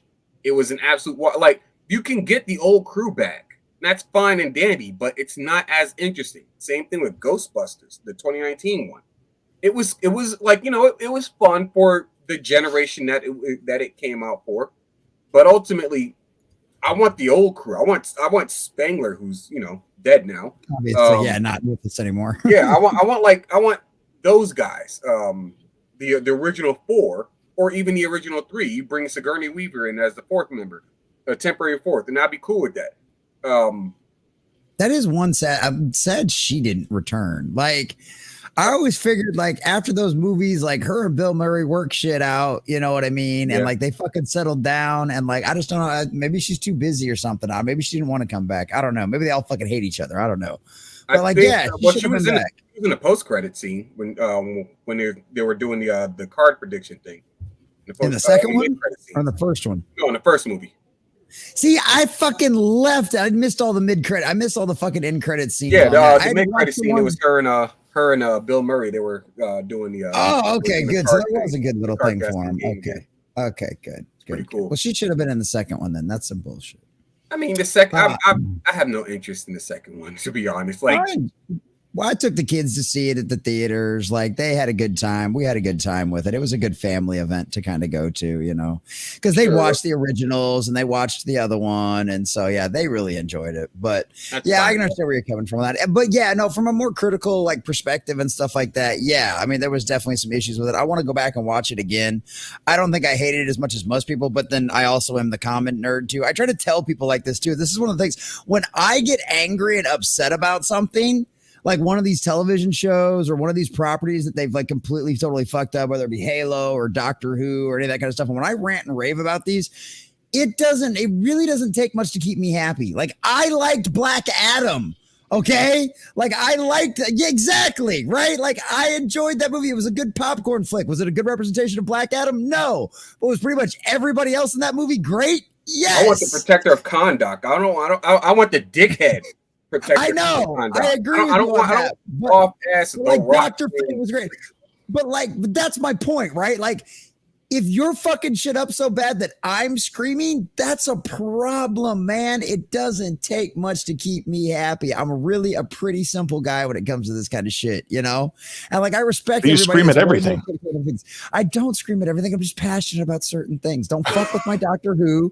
Don't fuck with my Doctor Strange. Don't fuck with my Halo. You know, don't fuck with my Wanda. And they just decided to just go through and tear apart all the things I love. So I had to turn on a microphone and scream about things. Otherwise, you're talking about Agatha all along? Yeah, I was about to say, speaking of Wanda, God damn, that trailer was hot garbage.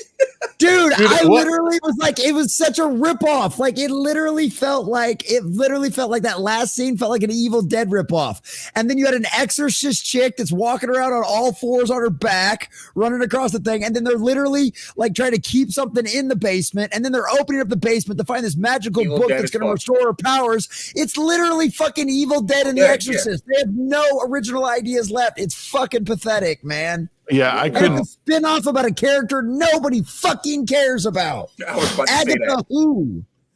Who Agatha not watching at all. Yeah, that's fucking good, dude. Who the fuck had Agatha Harkness on their pull list at their local comic book shop? I mean, come on, dude. Here's the angle they should have taken, right? Here's the angle they should have taken.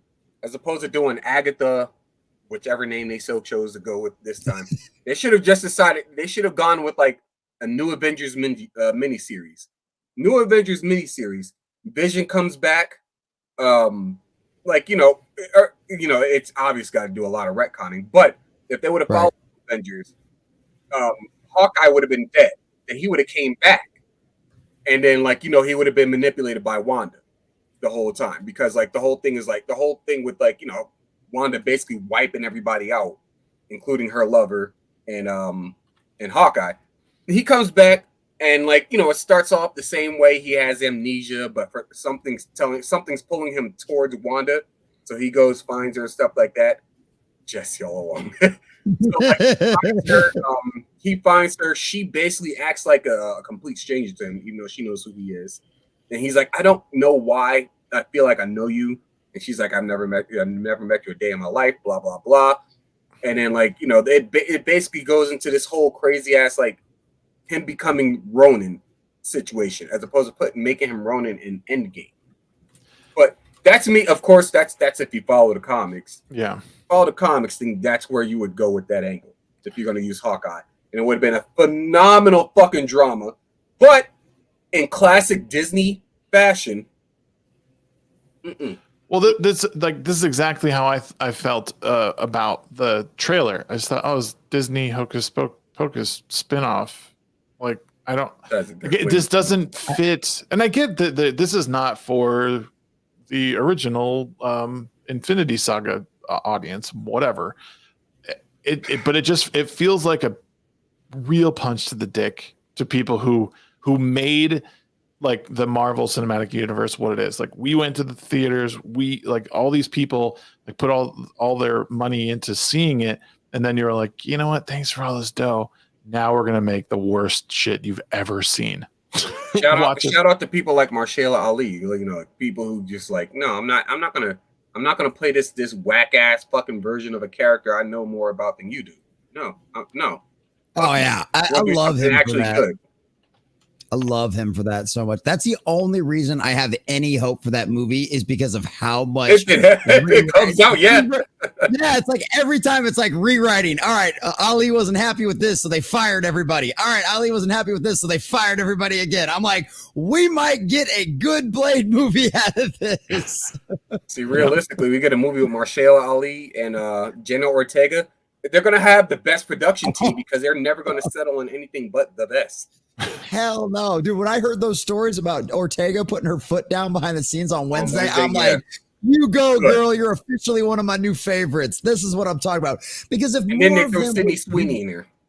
Oh yeah. Oh dude, that would be. And she just walk in there with the t-shirt on that says, "I'm sorry for having great tits." And she just walk around in that for the entire, just with like, and then she'd start cutting it down the center and just slowly getting lower and lower cut. And that's all she does. She's just in the background character, just walking around, just mocking all of the assholes out there that said that shit about her. Basically. So yeah, I'm here for it, man. But like I said, I wish more of them would do that. Stand up for your characters, know the lore behind who you're representing, and put your damn foot down. Because right now, you are in this. If you're somebody that's got any kind of clout, like Ali or Ortega or any of these people, you got any kind of clout whatsoever. Trust me, once they announce you, you have all the power. Yep. Because especially right now, Disney has to save face and not backtrack on any of this shit right now. So that's the reason why Ali's got all that power. They announced him. He's a black man. Yeah, go ahead. See what happens with that. I'm looking forward to Beetlejuice 2 as well. It looks good. And everybody's excited about it. Michael Keaton was like, this is the best experience. He actually said this is the best fucking experience I've had working on a movie in years. He said, this is how it's supposed to be done. He's like, we're back to practical effects. We're having a great time. Everybody's enjoying themselves. Like, that's what made me excited about it, because they're excited about it. And they're doing it themselves. It's Tim Burton's studio. They're just distributing it through other people. Nobody's coming in, telling him how to do it. He wasn't coming from anybody else's money. Like, that's the reason why I'm excited about that one. You got Winona Ryder in there as old. Yup. And you got homegirl from the Matrix supposedly as Beetlejuice's wife, the Merovingian's wife. I can't ever remember her name, but that's Monica Bellucci. Oh. Yeah, I can't wait to see her in makeup. Yeah. I am cautiously optimistic when it comes to Beetlejuice 2. Because again, it's a sequel that people have wanted, but it has taken a long time to get to us. You know, Keaton's older and he looks good, but almost 30 years. Yeah, but you can see it through the makeup, you know. But again, it works in that. I mean, he's like a demon, so like it works in this way. But I'm cautiously optimistic. You have to be with all this shit.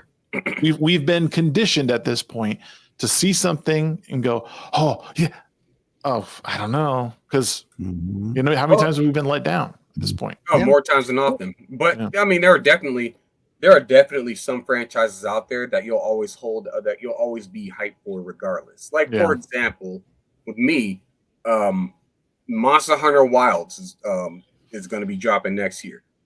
Dragon's Dogma 2 drop, and despite like the issues they had in like post launch, I still enjoyed the fuck out of the game. Like I'm still enjoying it. I'm probably gonna that's probably gonna be a game I play on stream. But like there are things that I still get hyped for, but they're getting a little less. I understand what you're saying. They're getting like a little far and few between. Yeah. Because more times than often you get let down on some shit and you're just like, I don't really care to do that again. I don't really care to go through that again.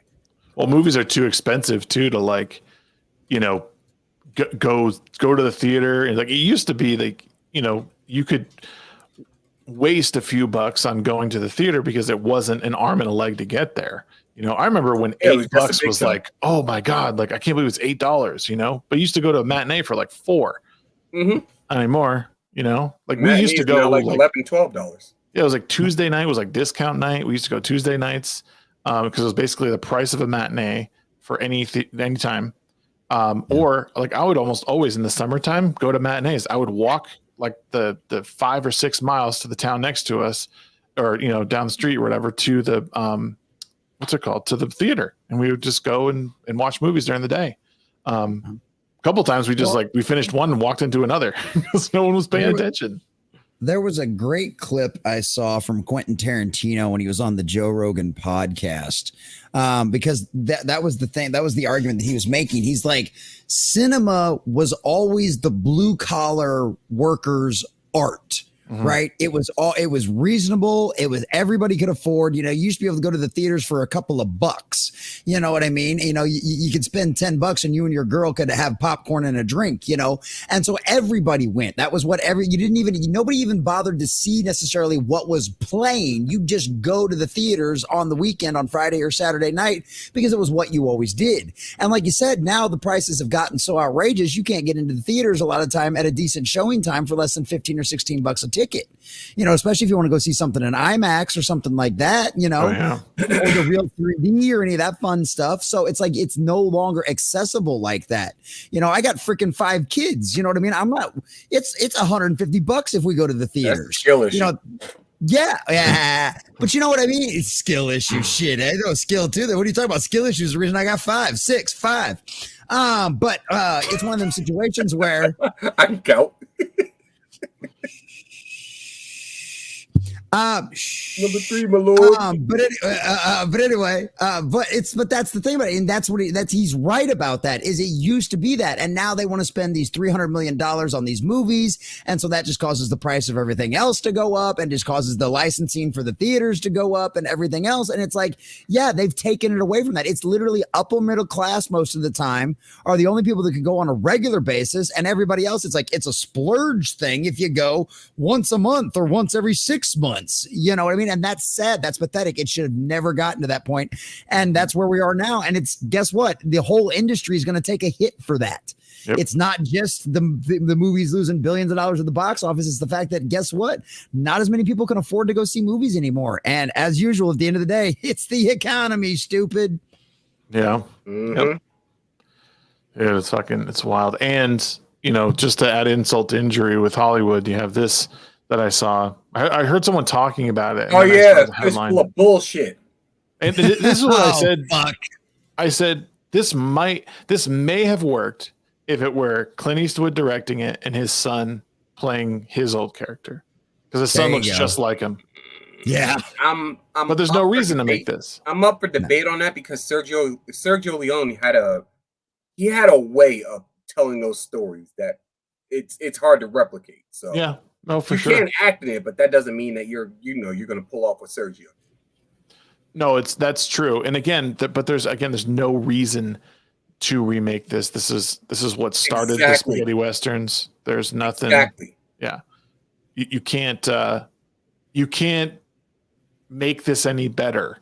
But the comments are pretty funny. Sanitized for the safety of modern audiences. Hear them out. A Fistful of Privilege, starring a fierce young woman of color Leslie Headland wants to bash clams with as Clint Eastwood.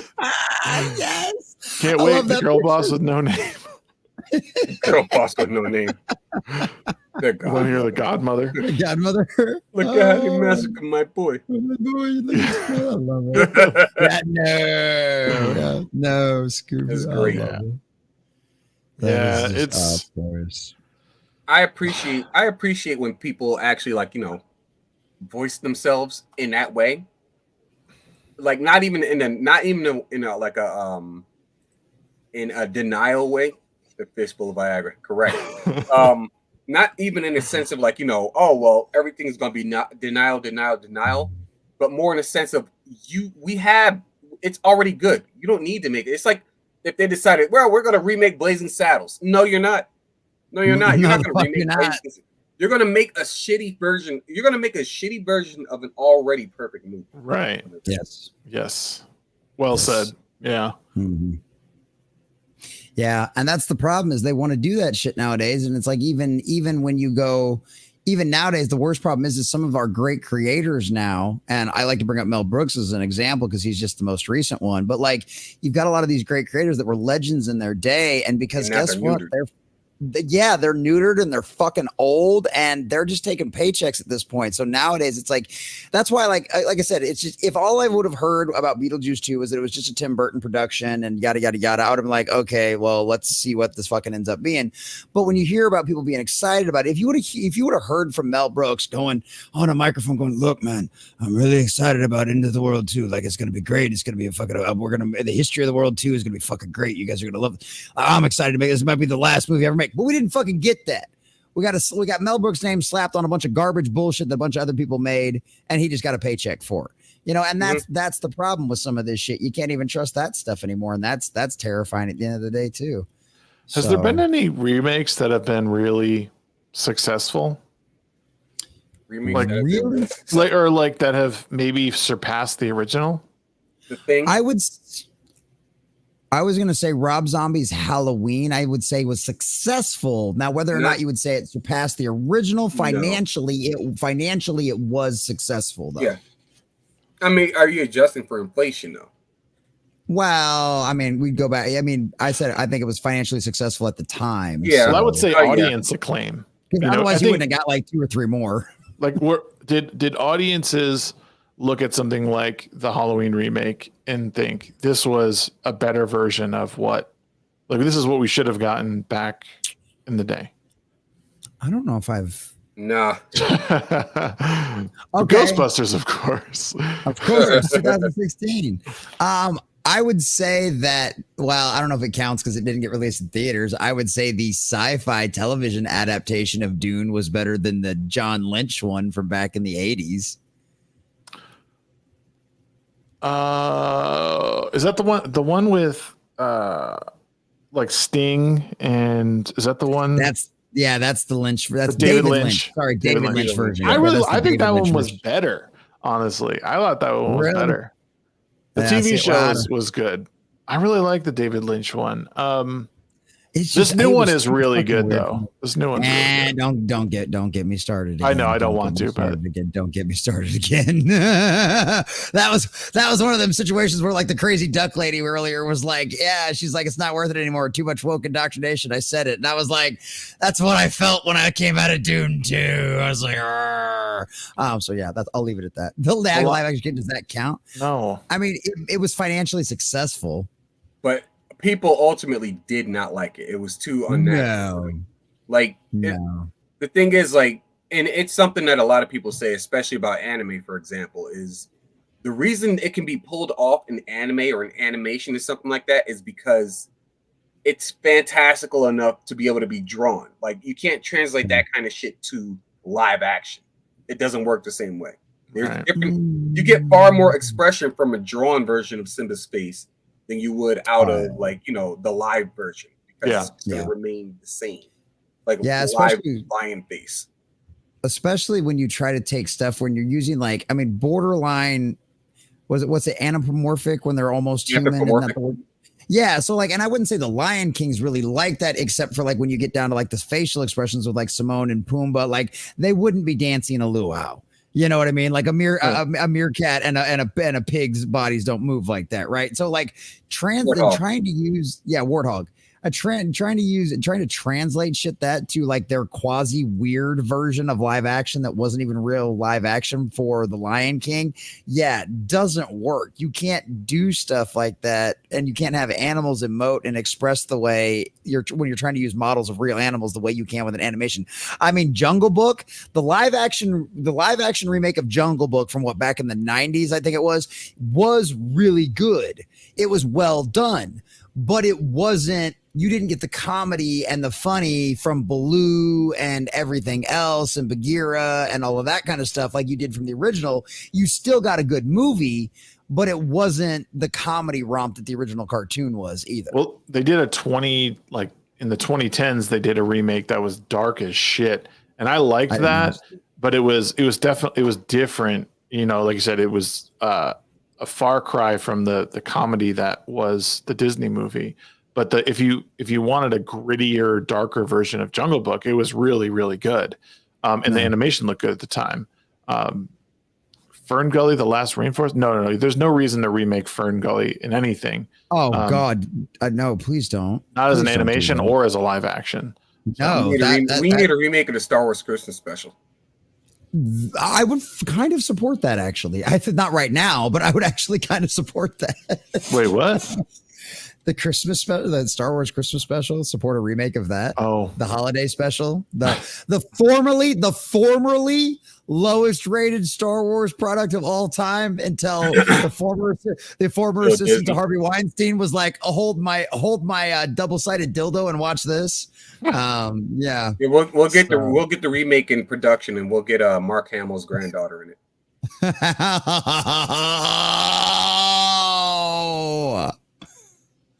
Okay, I'm gonna admit I don't know Mark Hamill's. I don't know the lore behind Mark Hamill's granddaughter. What? Oh, you don't? No, I don't. Okay, so Mark Hamill has a son, right? And when his son was in like his early 20s, late teens, or something like that, he got his girlfriend. Yeah, early 20s. He got his girlfriend knocked up. Mark Hamill was trying to pay them to have the baby murdered in the womb. What? Yeah, really? He was trying to get his girlfriend to have an abortion. Yeah. And so that's why, like, every time Mark Hamill posts something, Gary's always like, oh, yeah, how's your granddaughter feel about that? Because of that story. It just shows you how much of a piece of shit that Mark Hamill is and has been for quite a while. Until recently, because his granddaughter's mother came, she stepped into the whole discussion and was like, I don't know what all of this stuff is about, but basically leave me and my daughter out of it. And Gary was like, all right, that's fair. So I mean, Gary doesn't make the jokes too often anymore, but he thinks them. Yeah. Wow, that's interesting that they caught wind of it enough to be like, would you please stop? Gary's kind of a big deal. Let's be honest. This is true. That's true. I mean, the dude's been on Piers Morgan like twice now. He was on with Glenn Beck like a couple of weeks ago. I mean, dude's getting everywhere, man. He's mainstream now. Look at him. He's officially mainstream, boys and girls. That's what happens when you get too big. You start hanging out with people like Piers Morgan. I'm just kidding. We were all fucking around in Vegas. What are you talking about? We were just there not too long ago. Yeah, exactly. Oh, that shit was fucking funny. But yeah, all of that shit's going down.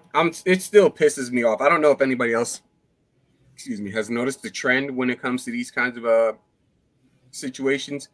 But usually, if there's like a group of actors that you or a group of people you really enjoyed as a kid, but you see them now, and it's just like the good ones go first. Like you look at the trio from Star Trek, and we lost Leonard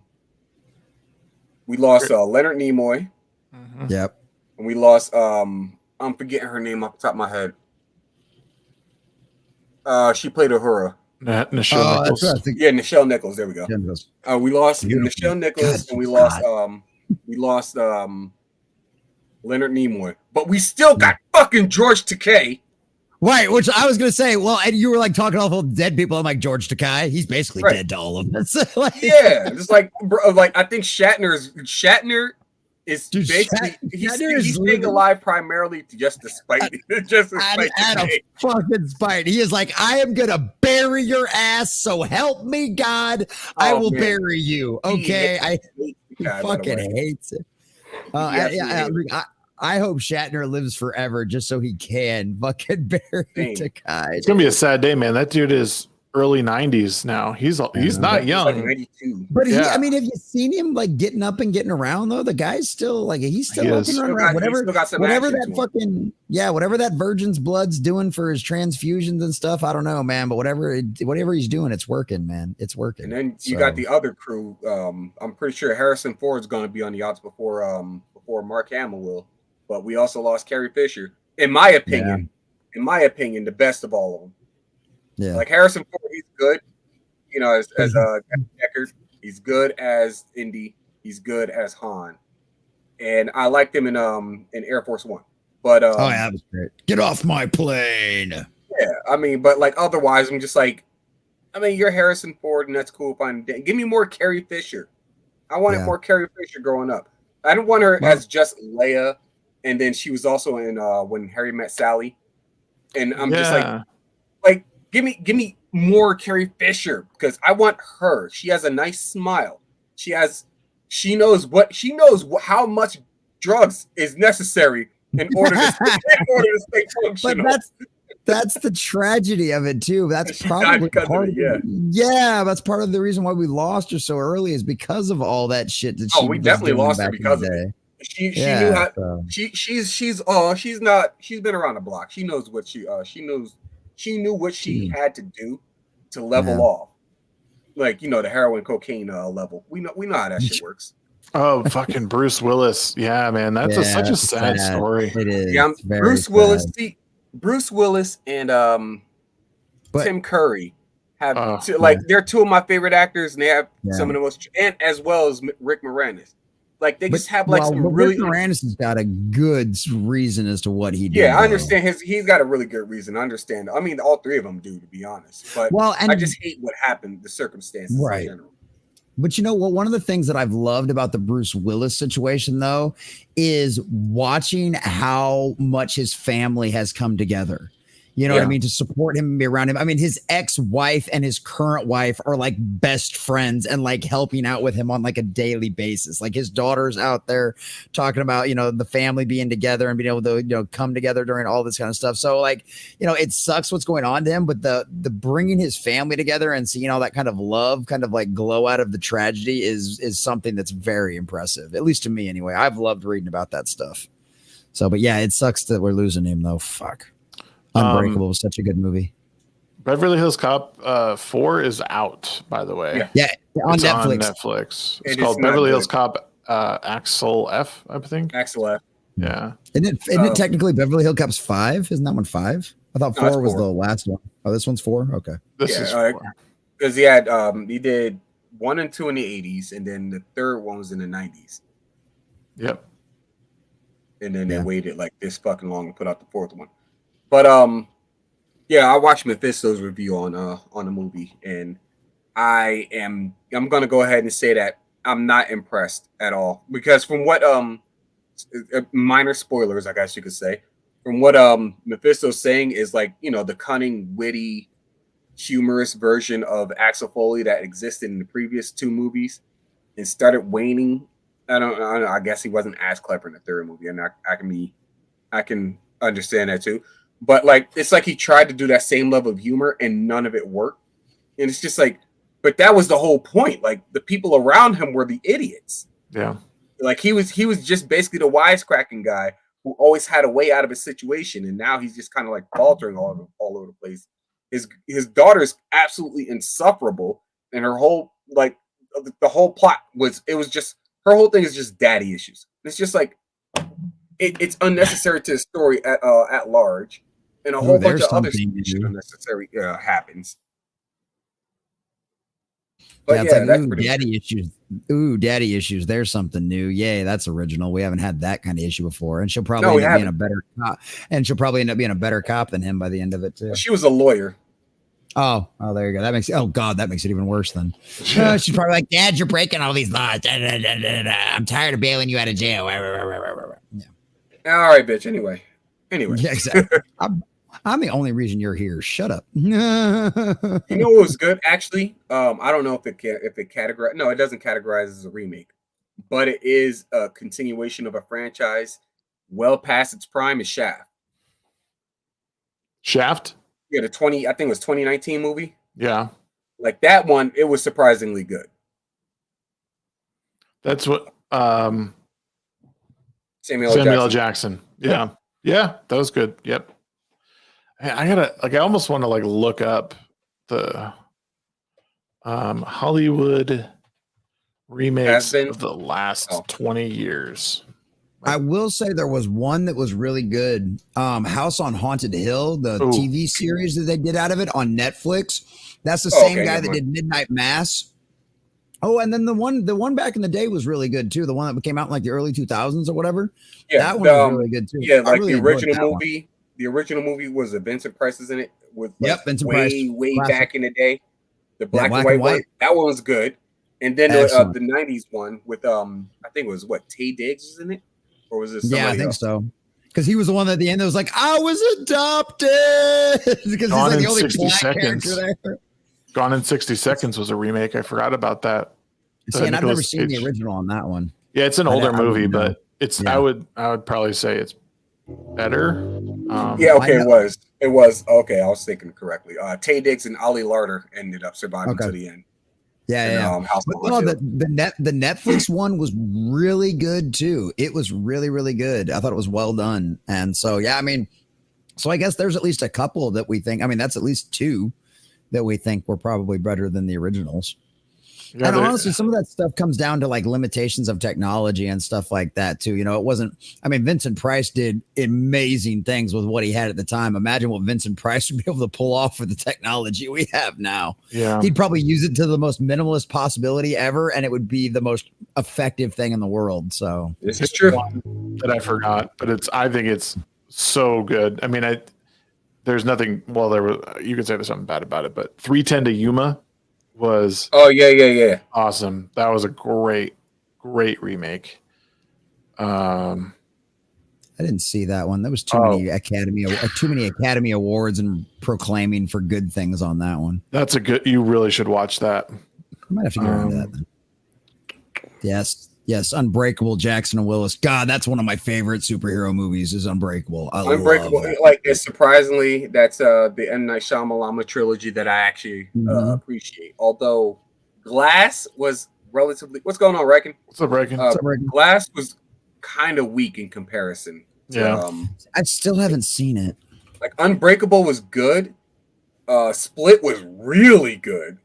Like you weren't telling me what was my guy's name? The guy that plays Professor X in the new. Oh yeah. I just had it on the tip of my tongue. God, why can't I think of his James name? McAvoy. James McAvoy. Yeah, McAvoy. Yeah. James McAvoy. McAvoy or Stewart. Sorry. James McAvoy. The fact that like I watched that with my homeboy when I was in Atlanta, and this man took on like basically 7-8 different roles in one movie alone, and just nailed all of them. I'm not talking about like, Eddie Murphy style, like, Nutty Professor where he's just playing himself in 15 different versions or something like that. I'm talking about like he was like a hitman, he was this granny, he was this like this like autistic kid, this beast monster, like so many different roles that just made him so believable. And I was just like, and McAvoy is very underrated. We need him in like more movies. Put him in movies with like any of the Skarsgårds. I'm fine with it. Yep. Yeah, I'll take Skarsgårds in just about anything except for the whatchamacallit movie. The new Crow remake. Oh God, we can skip that. We can skip the new Crow movie.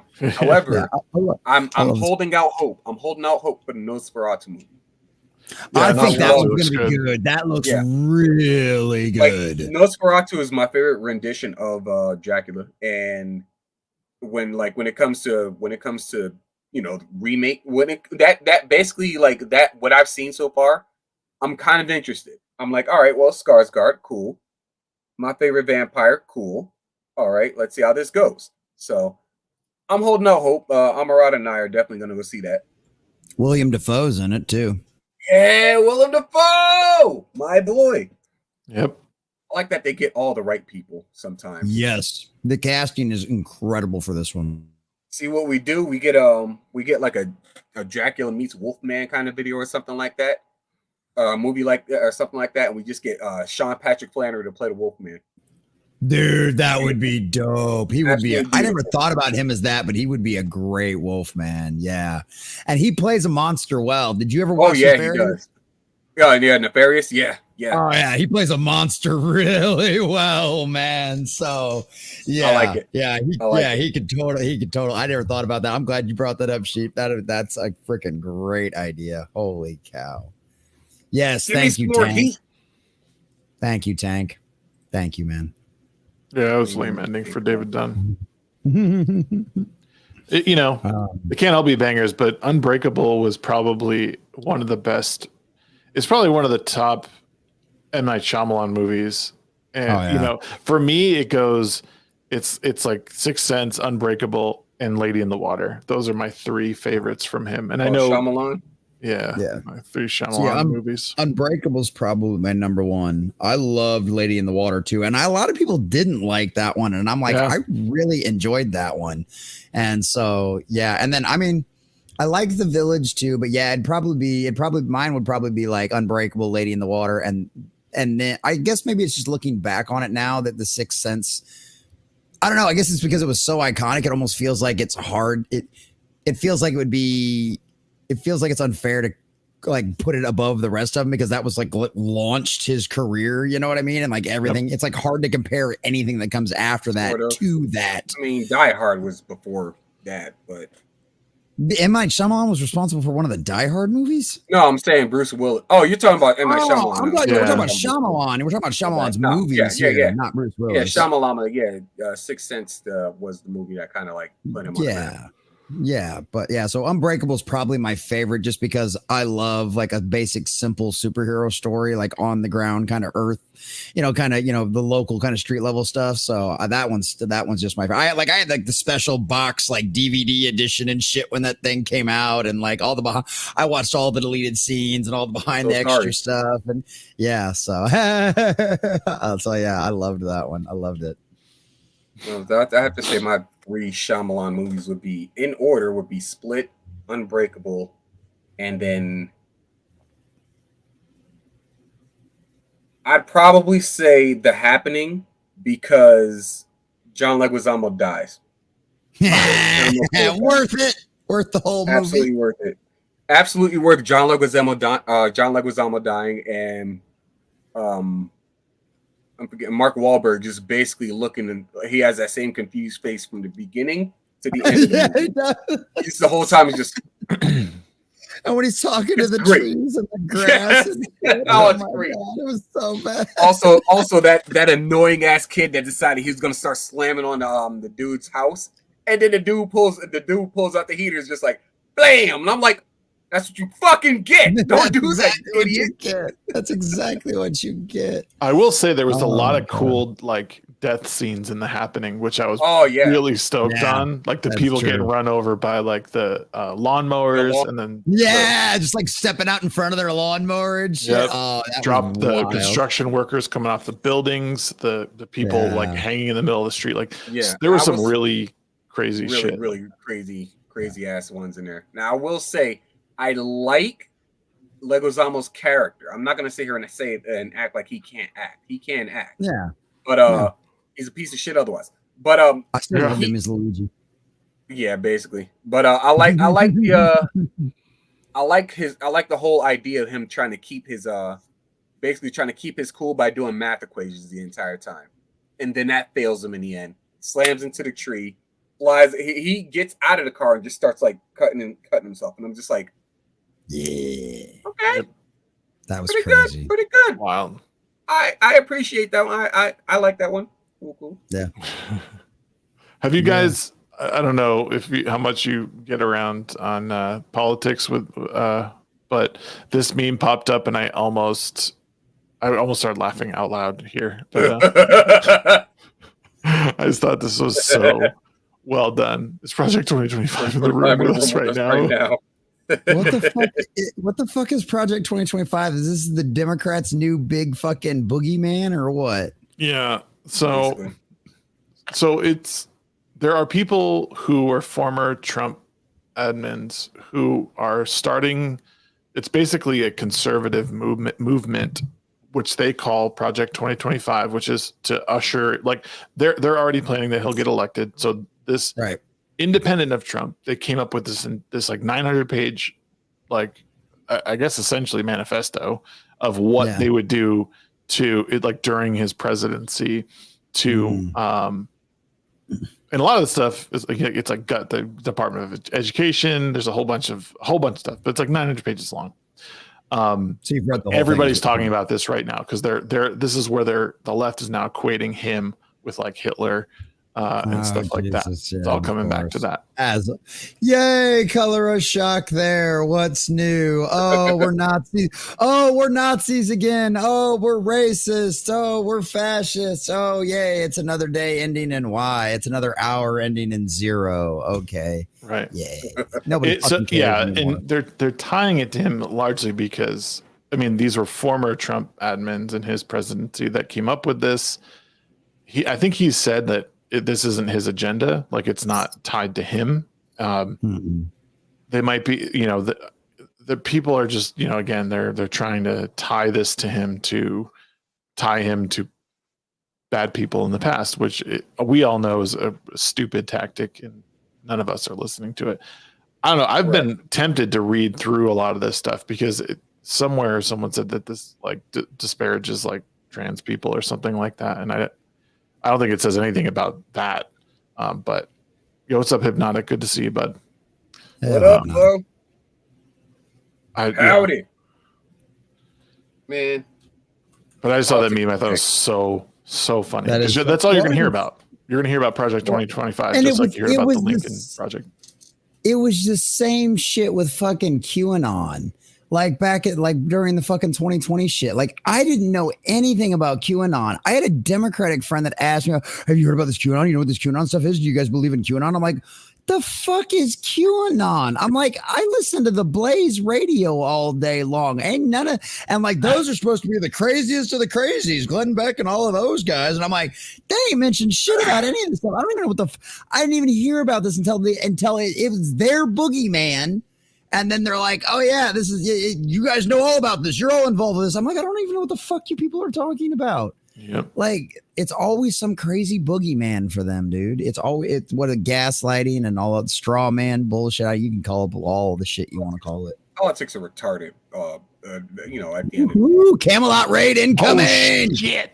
Camelot's coming in. Camelot. What's up, buddy? That's my boy, my favorite racer right now. There's Salty. What's up, Salty? Listen here. Before it was like Dale Earnhardt. It was Jeff Gordon before that, and now we got Cody Dennison. I think it was the other way around, but nonetheless, yes. we got Cody Dennison. Look at that, that's my boy. Let's go. That's fucking great.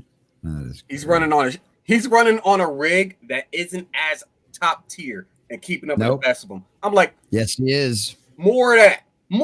Yep. Now imagine this man actually getting something like something decent under the hood. Holy Get something good under that hood. Get on it. Yeah. Dog on it. Get on it. Get on it, dog on it. Hold on to your buckets. He's gonna dominate. Yeah. What's up, Salty? Good to see you, man. I stopped in at Salty's stream the other day and was watching him.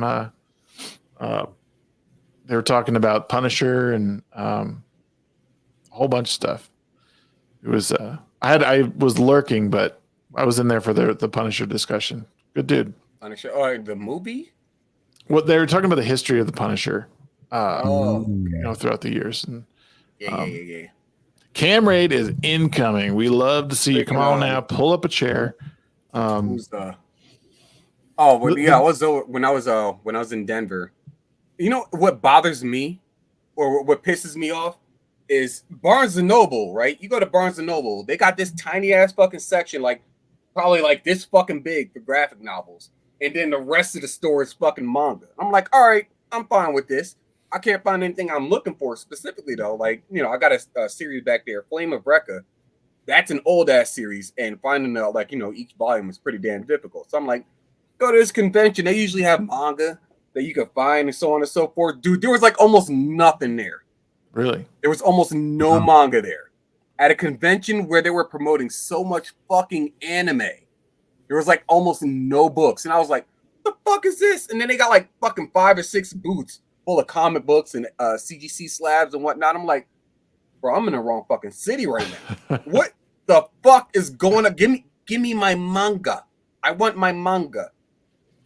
Yeah, Hey, you'll be proud of me, Sheep. I bought my first manga technically last week. Well, it depends. What is it?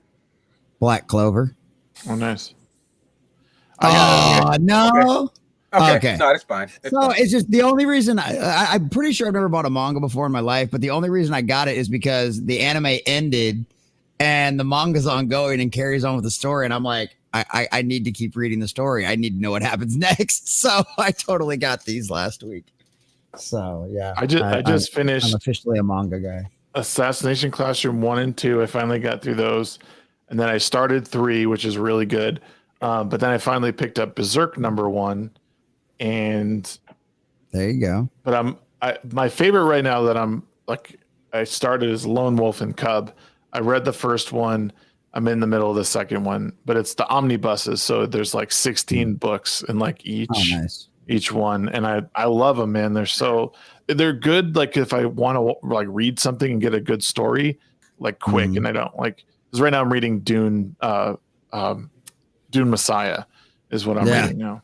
Yeah. Those are not quick reads. Yeah. See, you're also not quick reads, but still great to read. Vinland Saga. You're gonna want to read that. Yo, what's up, Culture? You're gonna want to read, Fist of the North Star. You're gonna want to read that. You're gonna want to read Full Metal Alchemist. All right. Yeah, dude. Full Metal Alchemist is next on my list. Exactly. You're gonna want to read Jujutsu Kaisen. Right. Yep. You're gonna want to read Kaiju number 8. I'm still building. For those that didn't see, I'm building a Kafka right now. Model kit. It's great. It's nice. good. You're gonna want to read Terraformars. Holy shit, is this book great?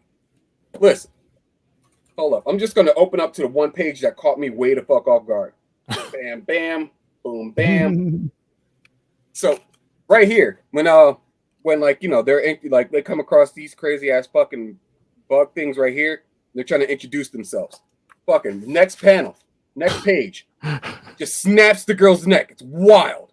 What the fuck? That's awesome. It's fucking insane. And then from there, it just goes upward. Well, downward for them, upward for the reader. Nonetheless, Terraformers, you're going to want to read that.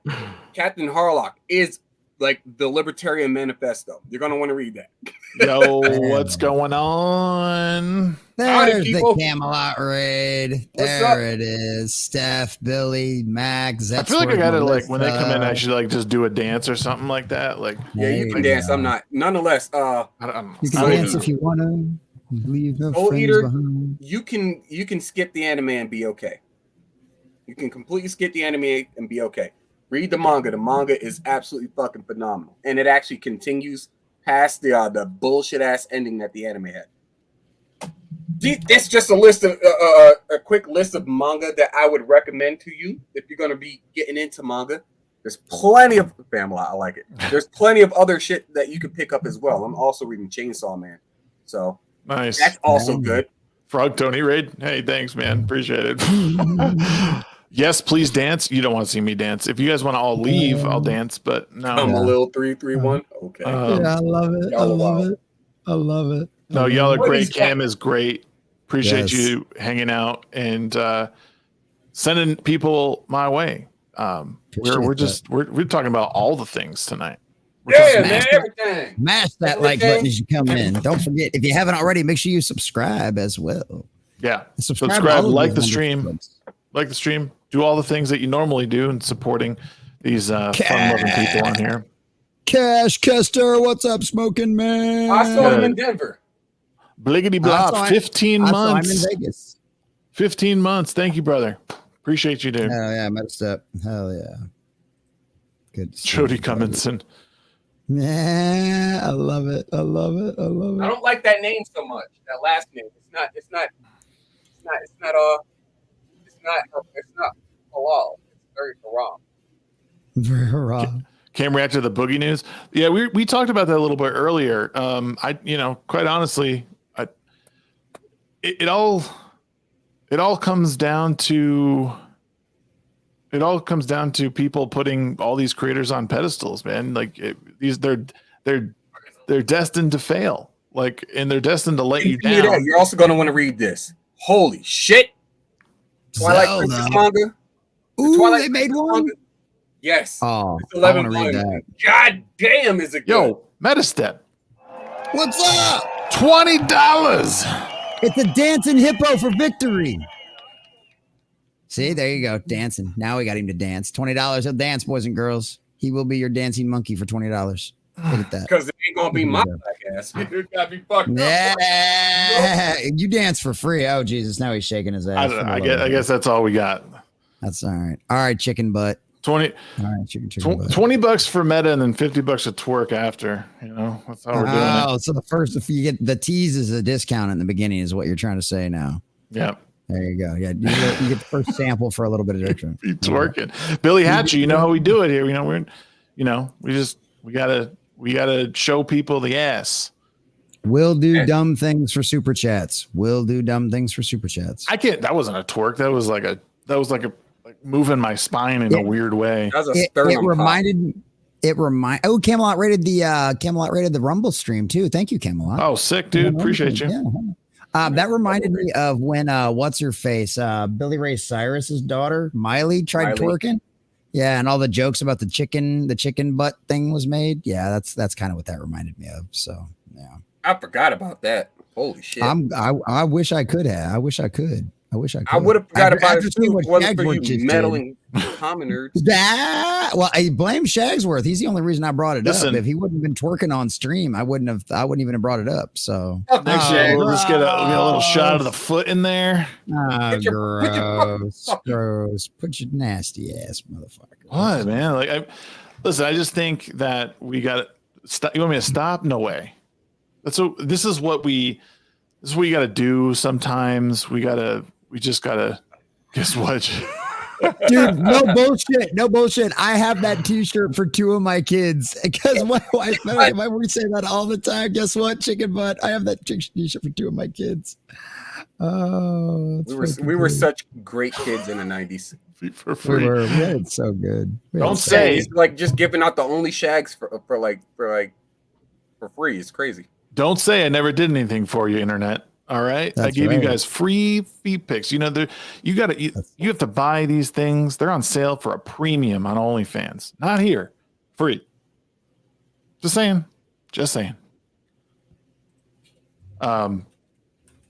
People will pay you to put it away. Oh yeah. Dead ass. That's fine. Keep it on. We'll take it. Keep it on. You can pay me to put clothes on if you want. That's fine. Nightmares for days. Uma Thurman. Don't look up Brie Larson's feet pics. No shit. Ryan's like, you ain't gonna look at her feet. I'm not trying to fuck her feet. Yeah, that's weird. Ryan's like, she liked one of my tweets. I got it in. Didn't somebody get to meet her? Didn't Jay get to meet her? In Colorado. Ryan's like, yeah, she was at Denver. I should have went up there and took a picture with her too. I'm like, hey, all of them. She just likes bigger people. Is all, Ryan. You got to be a bigger person. You gotta be a big guy. Gotta be a big guy. She wants to feel small next to you, and it's not possible with your tiny little frame, buddy. They're just feel secure. Breeze. Uma's feet in Kill Bill did not look that bad. I mean, I'm sorry, but they just didn't. Oh, and she was doing the little foot twist. It wasn't that bad. Yeah. But it's feet. It's also, I mean, that's one of the things I find funny about Tarantino. You know, you're almost pretty much guaranteed a foot shot in every movie. The best foot shot in his movies was Dawn. No, Jane, was it Jane Fonda? Is that who it was? Okay, in Jackie Brown, where she's playing with the pinky toe on the edge of De Niro's glass, and he's like, "What the fuck are you doing?" Sure. I don't know. I'm more of a I like from Dust Till Dawn though. Yeah, stunt feet. You're not wrong. They might be stunt feet. Stunt feet, stunt cock. Just like Brie Larson had a stunt butt in Captain Marvel. What? That wasn't her ass. They CG'd her ass. I should say. Also, they gave her butt pads. Her stunt double had a better body. That's too bad. Makes sense. That's too bad. Happen. That just reminds me of Orgasmo. That's all that reminds me of. Stunt cock. Oh, Matt and Trey Parker. No, those guys are legends. Oh yeah. Love those guys. Great. I love those guys too. I sent Brahma the link just in case he wants to come in and hang out. Oh, that's right. That's awesome. Oh, you know what? And I don't know if he's still here, but I apologize to Brahma because he was supposed to hang out with us.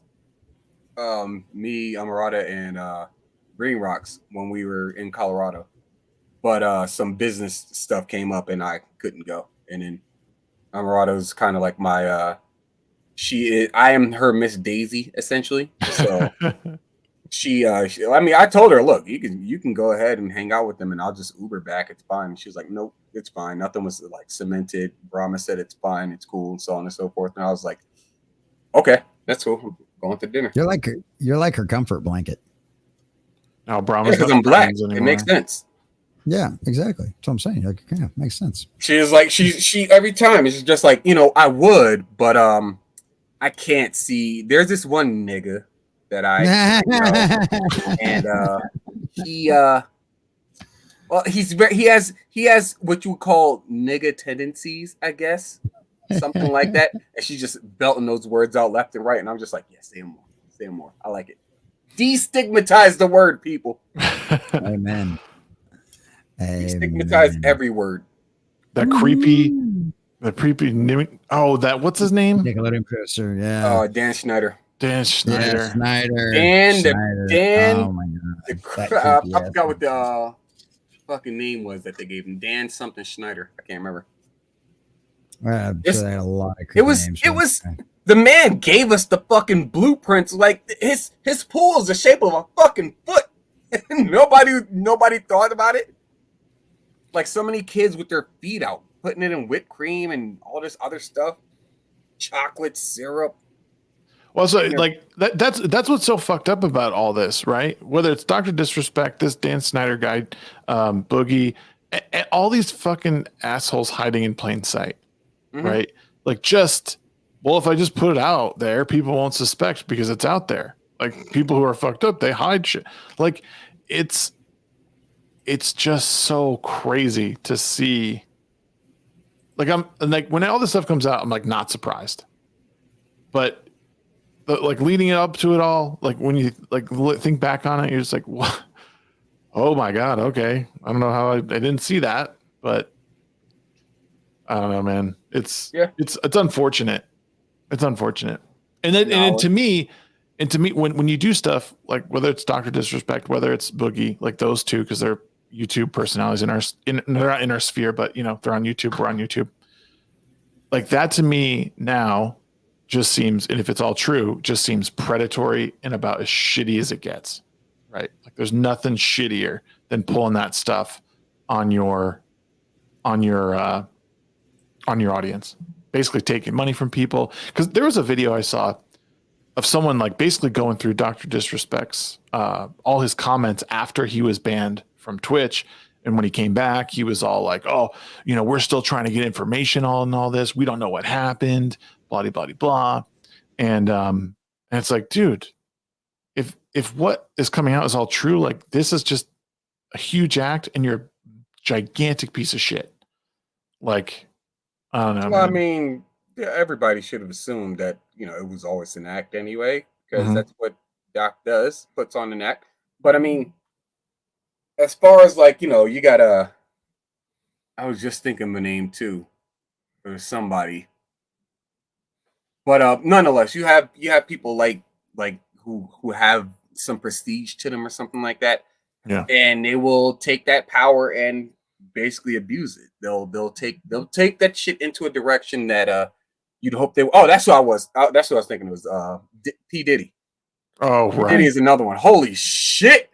Fucking roller coaster that is. You're right. But I always make this joke, like whatever the fuck was going on, Diddy was so fucked up, whatever was going on around him, that Mace quit rapping and became a pastor. Like that's bad. That's pretty fucking bad for your number two to quit and become a man of the cloth. Right. Yeah. In retrospect, it's like, maybe something was fucked up. Yeah. Huh. Look at that. It's like it's wild as hell to me. Yeah. So this is a good point. We believe that YouTubers to do good by us because we fool ourselves into believing they are like us. Well, there's a thing that's happened now on social media and on with a lot of these panel shows where we're communicating with you guys in real time in chat. You guys are super chatting. We're acknowledging them. It develops parasocial relationships, and people, just like when a guy thinks a stripper likes him, like you. It's a one way. I know a guy. Right? It's a one way like relationship where you think the person is, she's into me. It's like, no, like she's providing a service. Like you happen to like what it to you like this. There's for those of you that follow Camelot and by proxy also follow Ricada, know the deep lore behind Russell Greer. The man built up parasocial relationships. This is a man who worked in his date, like he worked, I think it was like an 8-hour shift or some like crazy ass hour shift in like his dress clothes, his date clothes, because he's gonna go meet a stripper afterwards. It was fucking hilarious. This man spent mad money on strippers. And like I don't even know if there was any sex involved, but he was wholeheartedly convinced. He was wholeheartedly convinced that the strippers were into him as much as he was into them, kind of thing. Oh, it was bad. And I think he tried to sue Taylor Swift. He made it like a song about it. It was so bad. The stripper loves your wallet. That's what the she stripper likes. likes. She likes you as far as your wallet stretches, basically. Right. Yeah, exactly. Once that buck stops, so does her buck stop, basically. He in love with a stripper. Yeah. Got the body of a hot dog. Yeah. Oh God. The fucked up thing is like I picture I know exactly what that person looks like in my head. Oh God damn. Oh damn. Basically that. Oh dude, I don't know. That's one of the things I never even that was always my thing. I never even understood the point of a strip club, right? We went. Don't do this. You know exactly the point. Don't pretend. You pay money. Rephrase that. That's what it is. Let me rephrase that. I never saw the point in spending the money at a strip club the way guys did. Like we went to the strip club in Pensacola, Florida when I was in tech school because it was the only place that served beer until 5 a.m. We sat at a table in the back and fucking just ordered pitchers of beer that came in really fancy crystal mugs, just sat there and drank beer until we had to call the Uber to come get us and take us back to base. Right. But like these guys that go in there and drop hundreds of dollars, I'm like, I mean, you can't do it. You can't do it for $100 anymore, but you used to be able to take a girl out for dinner for $100, and at least you have the chance of getting lucky at the end. These fucking morons go to these strip clubs, spend hundreds of dollars. Never heard of the champagne room. Of dollars. Well, okay, right. Okay, you're right. That is true too. Yeah, that's what they say. But you'll spend thousands of dollars to what? Maybe get the finger bang some chick back in the fucking, champagne room or get you sucked. I mean, like, the fuck? You wasted all this money when you could have actually, it never made any damn sense to me. It always seemed like a waste of money to me. Because it's important to get a really expensive boner and be able to rub that boner on someone else. Right. Hello? Like that's literally all you're doing. It's like you're paying to get blue balls. Like what the fuck? Yeah, that shit fucking hurts. Fuck Listen, that. If you're any good at the game, you know how to get rid of that shit undetected. Just kidding. Now I'm just trying to. Now Shags explains all the sticky seats at every strip club you've ever been to. Now it's all Shags' fault. Each one of them has a try card and it says sorry. Lap dance is so much better when the stripper is crying. Steph knows what's up. I'm sorry, Daddy. Listen, you go to strip clubs for the 2-for-1 song. You go there for the deals. You shouldn't be paying full price. You go there when they say, oh, you get, you pay this much and you get 2 whole songs. And I'll be the degenerate. It feels good to be liked for 8 minutes. All right. Like it feels good to be liked for 8 minutes. And then what is going on? Okay, you need counseling. I'm recommending church on Sundays at 9 a.m.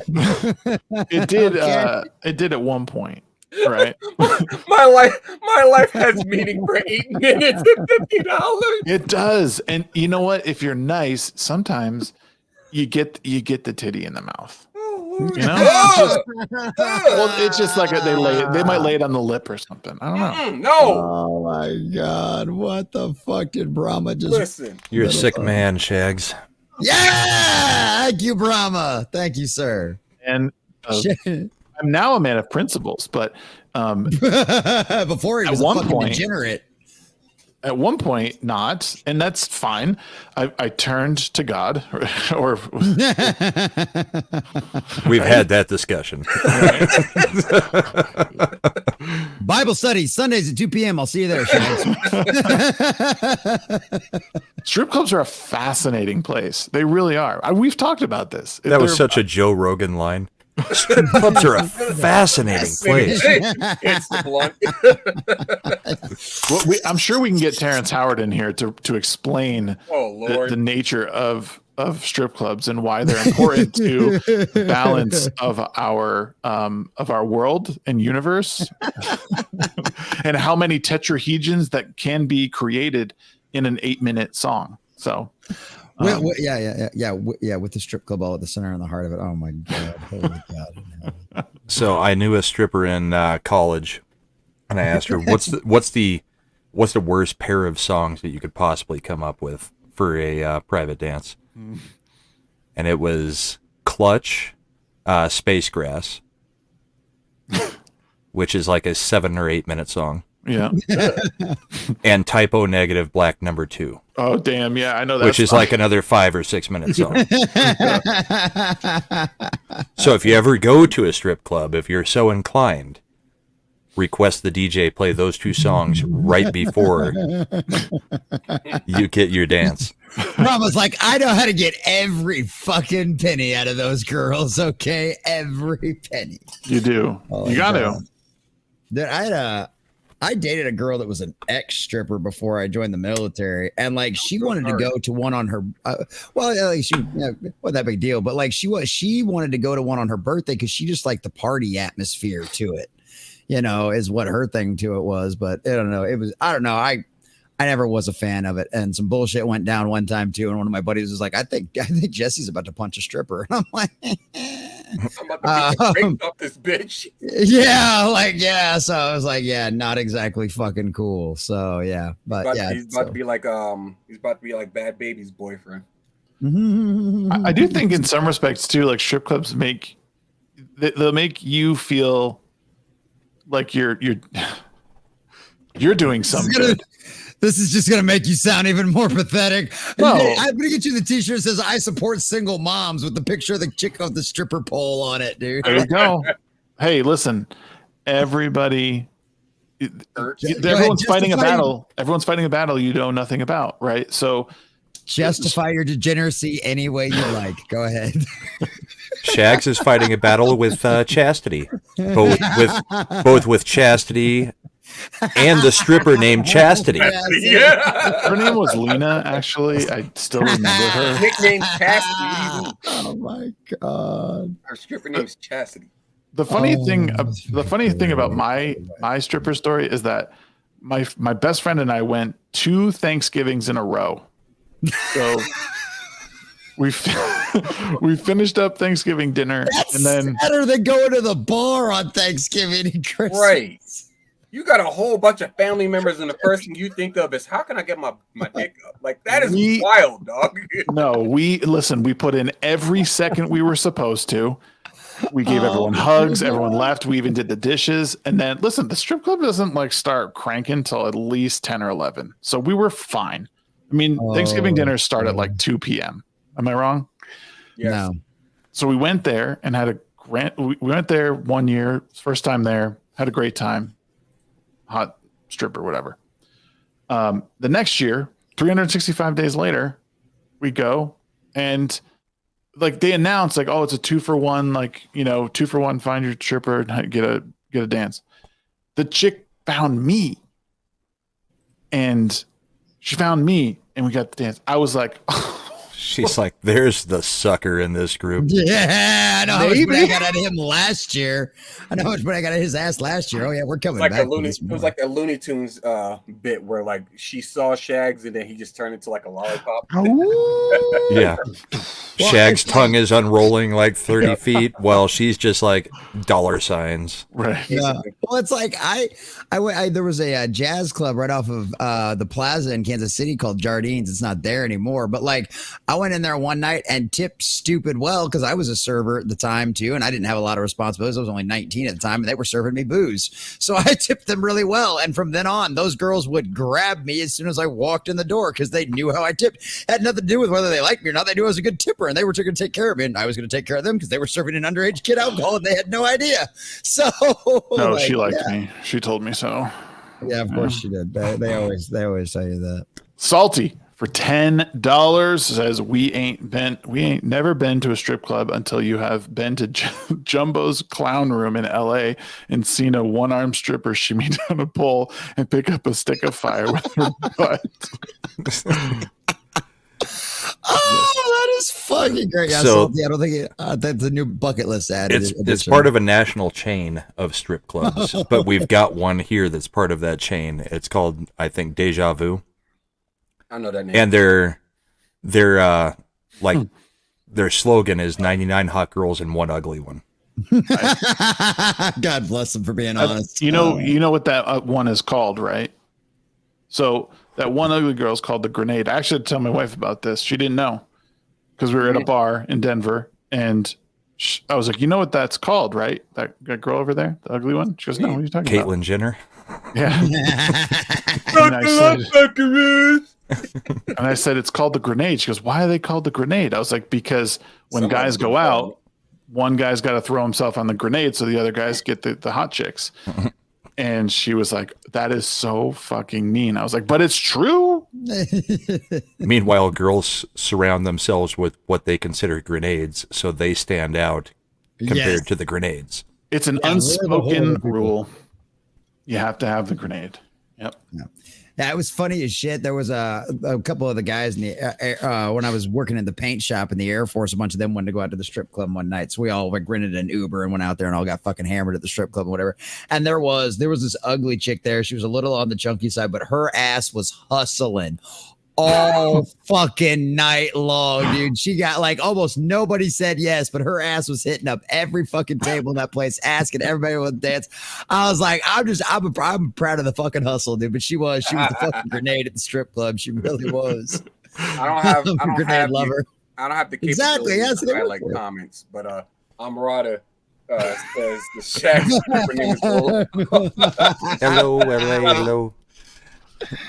Oh my god! I'm not calling me out like that, Amarada. Don't do that. I'm not the world's most masculine man, but I know what I am, and that is a man, and so is Lola. Mm-hmm. Yep. I heard the ugly girls of clubs is called Tuesday because she's the only one available to work on Tuesday. That's fair. I love how the girls are actually dunking on all the strippers more than the guys are. Right? Yeah. Right. I mean, the guys are dunking on the guys going to see the strippers primarily. Yeah. Bro, that's relatively depressing. Like you're giving away money to go sit down and be sad on the inside. Dude, like oh, dude, I've never been sad in a strip club. Just so you know, I've been. Well, I mean, yeah, really excited. He's extremely happy on the outside, though. You're chucking quarter rolls at people. Yeah, I wouldn't be happy. He's just making a hail, baby. Just slowly destroying a piece of his soul with every fucking dollar. Though it's like, does Hawaii even have strip clubs? I mean, since there's no, they have hula parties. You're likely to run into everybody else on the island at some point. I think there's a go-go bar. I don't think there's strip clubs. I think there's strip clubs in Oahu, but not on the Big Island where I lived. So they just put them next to the military bases. Basically. That sounds about right. Yeah, that's very true. Dude, it was at Fort Riley, like literally like the strip out of into Junction City out of the base was nothing but like strip clubs and payday cash loans and the buy here, pay here car lots. It was literally just like a strip of them on both sides outside of Fort Riley. It's ridiculous. Yeah, I believe Nada's from Hawaii. So yeah, Honolulu does, Hawaii. but yeah, that's how you pronounce it. Well, technically it's Hawaii. Like you're supposed to pronounce the You're such a bougie ass. W's are from here on out. are V's. Yeah. I'm not even going to sit there and entertain the correct pronunciation. I'm from the mainland. Fuck you. That's like people in Colorado calling it Buena Vista instead of Buena Vista. Buena Vista? Come on now. Buena Vista. Buena Vista. Buena Vista. I bet you also say nuclear, you little shit. Yeah. There's a town in Missouri spelled Nevada and or Nevada, and they all call it Nevada, and it's like, oh, why just call it Nevada? Like, why are you calling it Nevada? Like, it doesn't make any fucking sense. My Name is Mud is one of my favorite songs of all time, by the way, Steph. Just my name is Mud. Yes. Yes. That's Winona's Big Brown Beaver is really good too. But My Name is Mud is a highly unappreciated song. I like when I grow up, I want to be one of the harvesters of the sea. Yeah. Tommy the Cat. Yeah. Tommy the Cat's killer too. Yeah. What was the song that they did the video where it was just the gigantic pig playing the cello? I don't know. That was another Primus one. I woke up one night in the middle of the night to MTV still being on, and that was the video that was on. Yeah. It's the only time they could play it. That kept me up for a little bit. Yeah, they're good at stuff like that. I miss like 2 a.m. MTV television and stuff like that. Oh yeah, man. They had like everything. That's how I found out about like. Well, dude, that's how I found out about what, like Lacuna Coil, that like Italian metal band, and then there was like another one that was like a Swedish metal band that I found out about because of that shit. Like, I love that shit. It was like listening to the radio, like we were talking about earlier, Sheep, where you get to hear like new stuff and stuff that's like, you know, that stuff. Like, you used to get that shit. It was great. There was no new stuff. It ended in 2002. Pretty much. Oh, I was done watching it. I was done watching before that. It was a gift and a curse, is what I should say, because I woke up at one point, like probably like some like 5 something in the morning on a Saturday, on like a Saturday morning, and the song that was playing on the TV was "All the Things She Said" by Tattoo. Yeah. Now don't get me wrong. Don't get me wrong. That beat goes kind of fucking hard, but when you understand the implications of the video, you're just like, okay, then. Like, I don't care about the message. The song sounds good though. I would assume Steph it was and Mr. Rage- Crinkle. Mr. Crinkle. Yeah. Here comes Mr. Crinkle. Yep. Mr. Bungle is another group another group that people. That's Mike Patton. With, Mike Patton. He has the largest range of any singer alive. Mm-hmm. He's good. He can't go the highest like Mariah Carey can, yeah, but he can go the most level of octaves from low to high of any singer alive. Yeah. Lead singer of Faith No More. Yeah, that's what was crazy is like you hear you hear like some of the Faith No More stuff, and then you hear like Mr. Bungle, and you're like, this is the same guy? Like, holy shit. Like, have you heard him do the lounge singing in like Italian? Yeah. Or was it Italian or was it Spanish? I always thought it was Italian, but it could be Spanish. I thought it was Italian. It may be Spanish, but yeah, he gets all dressed up in the old like Rat Pack stuff and does literal lounge singing in another language. Yep. Yeah, it's crazy how talented some of these singers are. Well, it all goes back to as well, like the brilliance and insanity are like often synonymous with each other, and that's how I feel like with a lot of these people are so good at their craft. Line between the two, right? Like a lot of these actors who are so good at portraying, these different characters. Like there's got to be something wrong up here, to some extent. I don't know, like James McAvoy, like to be able to do Split. To do Split in that way, like it almost would not surprise me that's like something happens down the line where he ends up like having some psychotic break or something. Heath Ledger, these people, Robin Williams, Anthony Bourdain, like they're all so great, but there's some Chester Bedingfield, or Bedingfield. Every grunge singer except for Eddie Vedder. Right. Yeah, exactly. They're all gone too soon, and it's just sad because they just can't get rid of their demons. That's one of the things that's always been said about artists is like some of the most tortured ones end up create some of the most beautiful art. And maybe that's one of the sad things. Maybe that's one of the reasons why tragedy exists to a certain degree outside of just other reasons is you end up people overcoming that tragedy or maybe turning their tragedy into something beautiful. Like, I'm having a brain fart. It was the Doctor Who episode, The Artist, because England pronounces Van Gogh. Funny. Van Gogh, yeah. Like Van Gogh. I mean, you talk about a tortured soul. You know what I mean? But that's one of the most legendary artists of all time, Edgar Allan Poe. Talk about somebody who was really fucked up in the head, but gave us, you know, the modern mystery story. You know, was one of the most iconic horror writers, one of the most legendary of all time, an incredible poet. You know, all of this kind of stuff, but seriously fucked up in the head kind of people, and that's just the way it happens sometimes. Yeah. Steph, I'd say Lane Staley, but I mean, he had a haunting voice, but it was Lane didn't write the stuff. That was all Jerry Cantrell. He was the lyricist for the band, even though a lot of it was about Lane Staley's stuff. Well, his problems. But yeah, the grunge guys had issues. I mean, far more than, you know, Courtney Love pulling a trigger. Yeah. But Lane Staley, one of the greatest voices in grunge rock, easily. Yeah, man. It was sad to lose Cornell as well. I mean, oh yeah, it was a surprise. I think. I mean, it didn't seem like, I don't know. All of this to me is a surprise, or I think to a lot of people is a surprise. Robin Williams and Bourdain and all that, like, yeah, especially someone like Robin Williams, because he's just known for being a goofball comedy guy, you know, right? And then to just wake up one day and like, oh, he's not here. Like, well, wait, what? Like, yeah. Well, and I don't. There were some crazy rumors going around, like Benning and Bourdain and even Cornell too. Like, supposedly there was some stuff that they were looking into and some advocacy groups they were getting involved in that were digging into. And now this is strictly about trafficking. I heard from, yeah, and that who knows, they might have got Hillaried for all we know. And that was some of the stuff I'd been hearing floating around that stuff too. And at the exact same time, you know, it's not like it would be the first time we've seen something like that happen.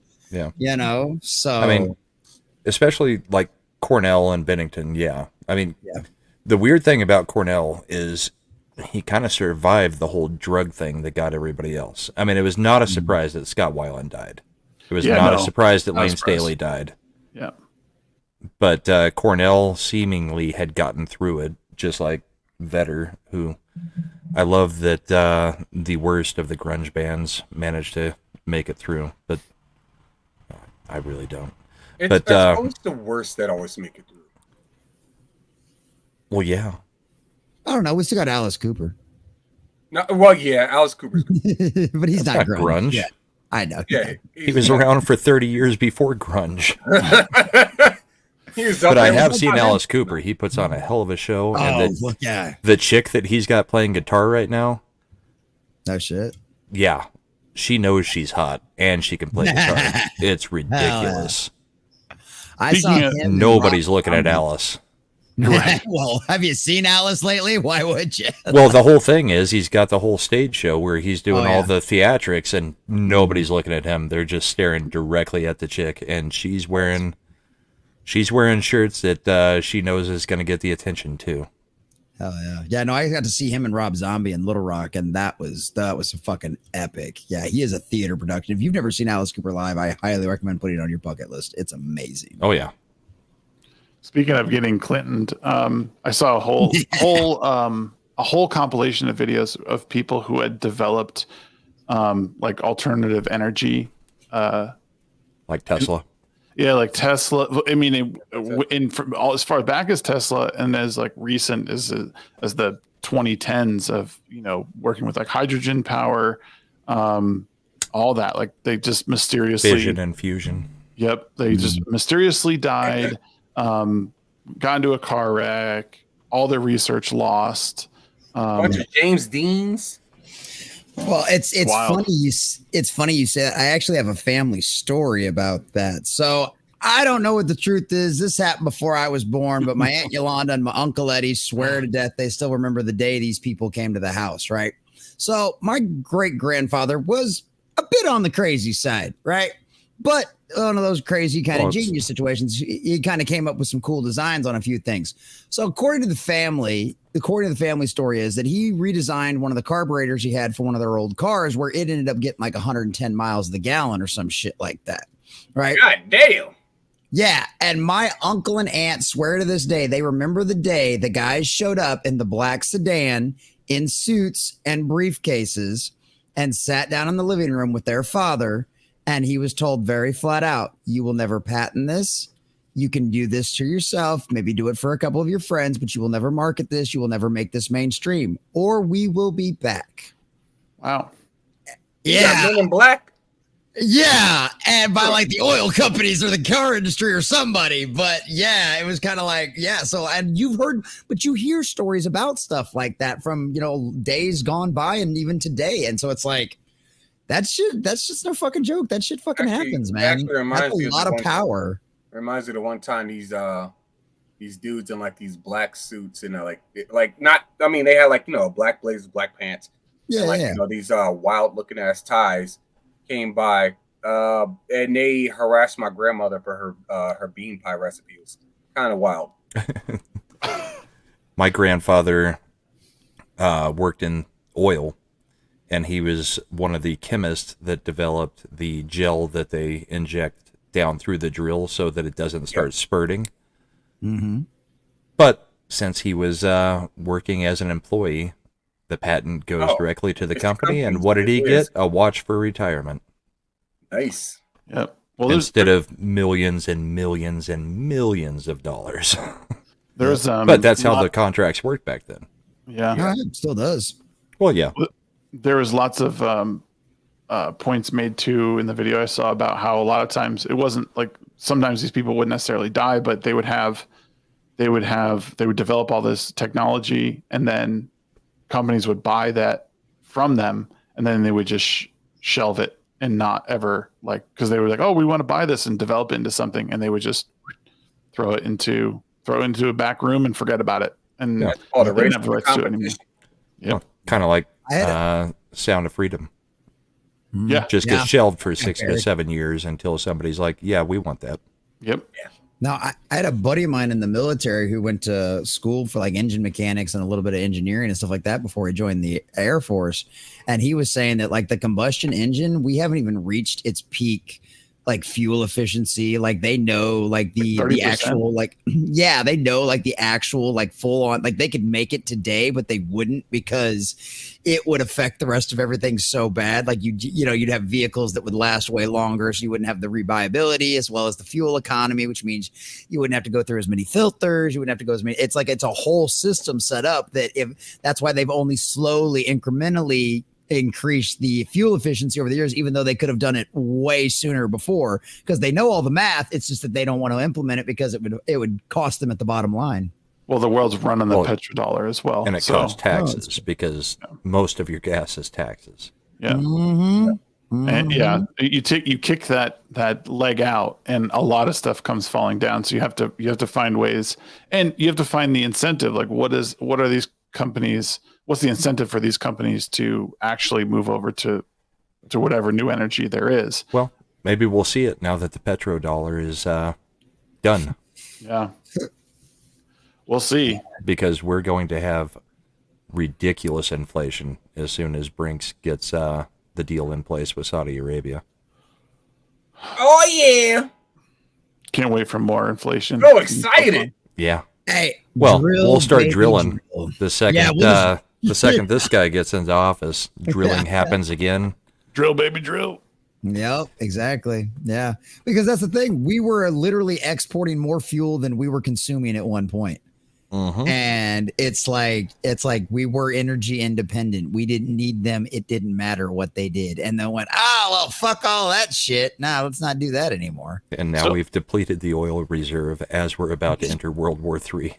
My old boss had a diesel Volkswagen Passat that he retrofitted with this whole contraption to run his car off of our used fry oil. So he had a pump that would pump old fry oil back to a tank. Then he put a little gas pump on there, would pump it into a bottle, dump that into his car. So the only time he used diesel fuel was to turn his car on, turn his car off. It converts it back over. But it was like 500 miles to the gallon basically on that thing. It was crazy. Yeah, one of the aircraft mechanics in my hangar, he had an old GMC that he'd done that to. He had the big old fucking thing on the back and everything. Yeah, that shit's fucking wild. I think, and I don't even know if this is true. And I heard that you can't even do that anymore. Like his model of car was like the last one you can do. And then they caught on to the people converting their cars into, I could be wrong, but it wouldn't surprise me. It wouldn't surprise me if you couldn't do it to, yeah, there wouldn't surprise me if you could do it into a modern diesel with all the electronics and everything else. I'm sure there's been bypasses and all kinds of the bullshit they put in there. As of 2025, there's shutdown switches on all the vehicles. You're trying to be self-sufficient? No, we can't have that shit. No, dog. Yeah, no, fuck that. If you're not dependent on our system, then you're free. We can't have that. We don't want you free. King, it's jacking off your microphone. I'm actually playing with a little bead thingy here that my daughter made. Not playing with your microphone's beads. What's wrong with them anal beads, yo? My fucking 9-year-old daughter made for this. You sick pervert. It's like my fidget thing right here. Right I didn't know that. So when I don't have to host a show, I have to find something to do. That's why you see me vaping more and everything else. All I see you doing is your hand doing this to your microphone. 2017, baby. I would like to see the hydrogen energy, the hydrogen engine though. That would be cool to see. I've seen the vegetable oil one, but it would be cool to actually see the water. I don't know about you, but our local buses all run on natural gas. Like, oh really? Yeah, all of our local buses run on natural gas, and that's a great energy source too, because it's a byproduct of drilling for oil is what natural gas is. So it's like, and of course here in Texas we've got it in abundance, and so yeah, they converted all of our buses over to natural gas, and like that's another great way to save a lot of money. I don't know how well it would work in commercial vehicles, but I don't see why not. And I know they've got conversion kits where you can switch your vehicles over to natural gas and shit like that. Mm-hmm. That's probably another one of those things you can't do it to modern vehicles anyway. Yeah. There's it's wild to see that we have this technology, and a lot of it just goes unused, or it's not used in a way that I don't know could possibly benefit us. I work for GM and they build so much stuff to break if you have a new it's called planned obsolescence. Technology does it all the time. Like your phones, your phones are built to fail, so you have to buy something new. Well, and on cars it's the same but different, because the old steel bodies, the crumple zones were completely different. Now they've made crumple zones where it's literally designed to crumple right up until it gets to you. Yeah. So everything about the car is made to just be destroyed, except for the cage that you're in for the most part. But the old steel body ones, like, the old Chevy Suburbans, what was it, the K1500? Yeah. Steel body all the way through. Nothing was going to do anything to that except two semis, colliding with it in between it. Right. Well, and you know what stopped all of that too, right? Government regulations on safety standards and fuel efficiency standards, because those old metal bodies were harder to keep the fuel efficiency standards in because they were so much heavier. And switching to plastic for the frames, or not the frames, the body. Yeah, for the body. So once again, government regulation fucked up something that was probably much safer, more reliable, more dependable, and lasted longer than what we have now. Yep, as always. Decentralization or bust, bitches. Like Vanguard was onto something way back when. I heard my friend he grew up in Ohio, and he told me about this company that made safes, and he said they ended up going out of business because they were made so well. Yeah. Like they would last forever. So you'd buy one and there was no reason to go back to it. And again, so it's also a company thing where you don't want to sell something so good that it never fails, but you need people to come back, which is, again, it's kind of a weird practice, but so working at an appliance company, that's something that I ran into regularly, is that, we make deliveries to people, or we come out and do repairs or something like that. They have appliances like fridges and cooktops and whatnot lasting 40, 50 years sometimes. And the new stuff, it's all nice, fancy, shiny, whatnot, so on and so forth. They barely even last their warranty. Yep. Like it's pretty crazy how like how well the old stuff was built in comparison to like, you know, this new stuff. Like new stuff, as soon as the board goes out, just go ahead and get a new machine. That's it. Yeah, that's the other problem too. They make them harder to repair now. They put so much electronic bullshit in it. Like, why does my dryer need Bluetooth? You know what I mean? Like, this is retarded. It's supposed to spin and heat up. That's all it's supposed to do. Like, I hate all that nonsense. It's ridiculous. And yeah, that's exactly what happens. If your motherboard gets fried on the thing, well, you might as well just throw it away because it's $300 for a new motherboard. And then to install it, it's another $200. So that's $500. You might as well just buy a brand new one at that point.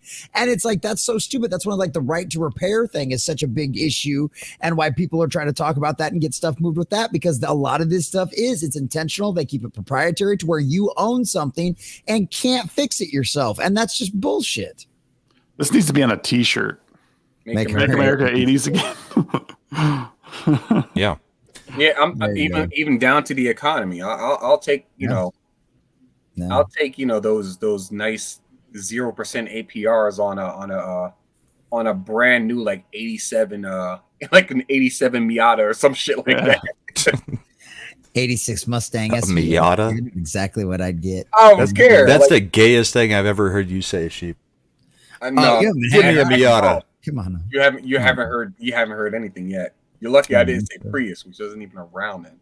But nonetheless, there is. So you don't see repair shop for electronics anymore. What's funny is there's actually. I actually read this as appliances. I don't know why I did that, but there's an appliance repair shop down the street from my house, and I just think, man, they must just stand there all day long because who's going to get their appliances repaired anymore? Like, I feel like it used to be a big thing back in the day where you're like, oh, my dryer broke. Well, just now you need like an electrician or an IT guy to go fix your dryer. Well, you'd be surprised. Yeah. Dryers are actually really easy to fix, except for if it's like a board issue. But the thing back in the day also was like Montgomery Ward and Sears, two stores that are no longer around, used to give like lifetime warranties for their appliances. Yep. Part of the reason they're no longer around. Yep. Yeah. What was the lifetime with what tool was it that Sears sold that you could go in there and they had a lifetime warranty on them and you could go in there and replace it at any time with no questions asked? Like the table saw or something? I don't know. No, it was like their regular tools because we abused that system a few times when I was working on when we were working on our cars. I mean, that's technically why I shop at Costco for most things, because Costco, you can return anything. Right. 7 years later, you can return it and be like, yeah, Craftsman. That's what it was. Working. Yeah, thank you, Nightwing. Yeah, that wasn't Sears. That was just the brand, Craftsman. Yeah. That was just Sears where we got it at the time. I think it was most convenient. But yeah, that's just it's funny, and that's one of those things. That's why everybody always tells you it's like, oh yeah, they don't make them like they used to. Well, it's true. They really fucking don't, and it's intentional, unfortunately. Amara says, someone who works in an appliance store, y'all are so wrong. Also, always buy the extended warranty. Yeah, I just never see this appliance repair store. Like it doesn't even look like lights are on the inside. I know it's open because they do occasionally like change the sign out front. But yeah, it's just weird to see. Well, I'm like, man, I wonder what it is. What people doing? What it is as a guy that just had my dryer fixed under warranty, what it is a lot of those. That's what they do. A lot of them just do warranty work. And like that. Like I had a friend of mine that was an AC guy, and that was his bread and butter for like a year. Was just warranty work. He got tired of dealing with all the paperwork with it. But like a store like that, that's what it was. The place that they sent out was a local one that was GE certified or whatever, because it had to be a GE certification because they didn't have a local GE repair place. Like an official one here, so they had to send them out. But yeah, that's what a lot of it is. And so you're not gonna see somebody rolling their dryer in the front door to go, hey, can you fix it? It's, hey, I'm gonna call you up and you're gonna come to my house and fix it, or the company, whoever's got my warranty is gonna call you and you're gonna send somebody out to my house to do that. Yeah, kind of like if you buy the appliances at say Best Buy and you get their warranty protection, which is through Geek Squad. They're not sending out the IT Geek Squad to take care of your dryer. They're hiring a subcontractor that is in town. And they're not related to Best Buy or the Geek Squad at all. They just have the contract to do all the warranty work for them. Yep. All the certifications and everything else that they require to do that shit. So.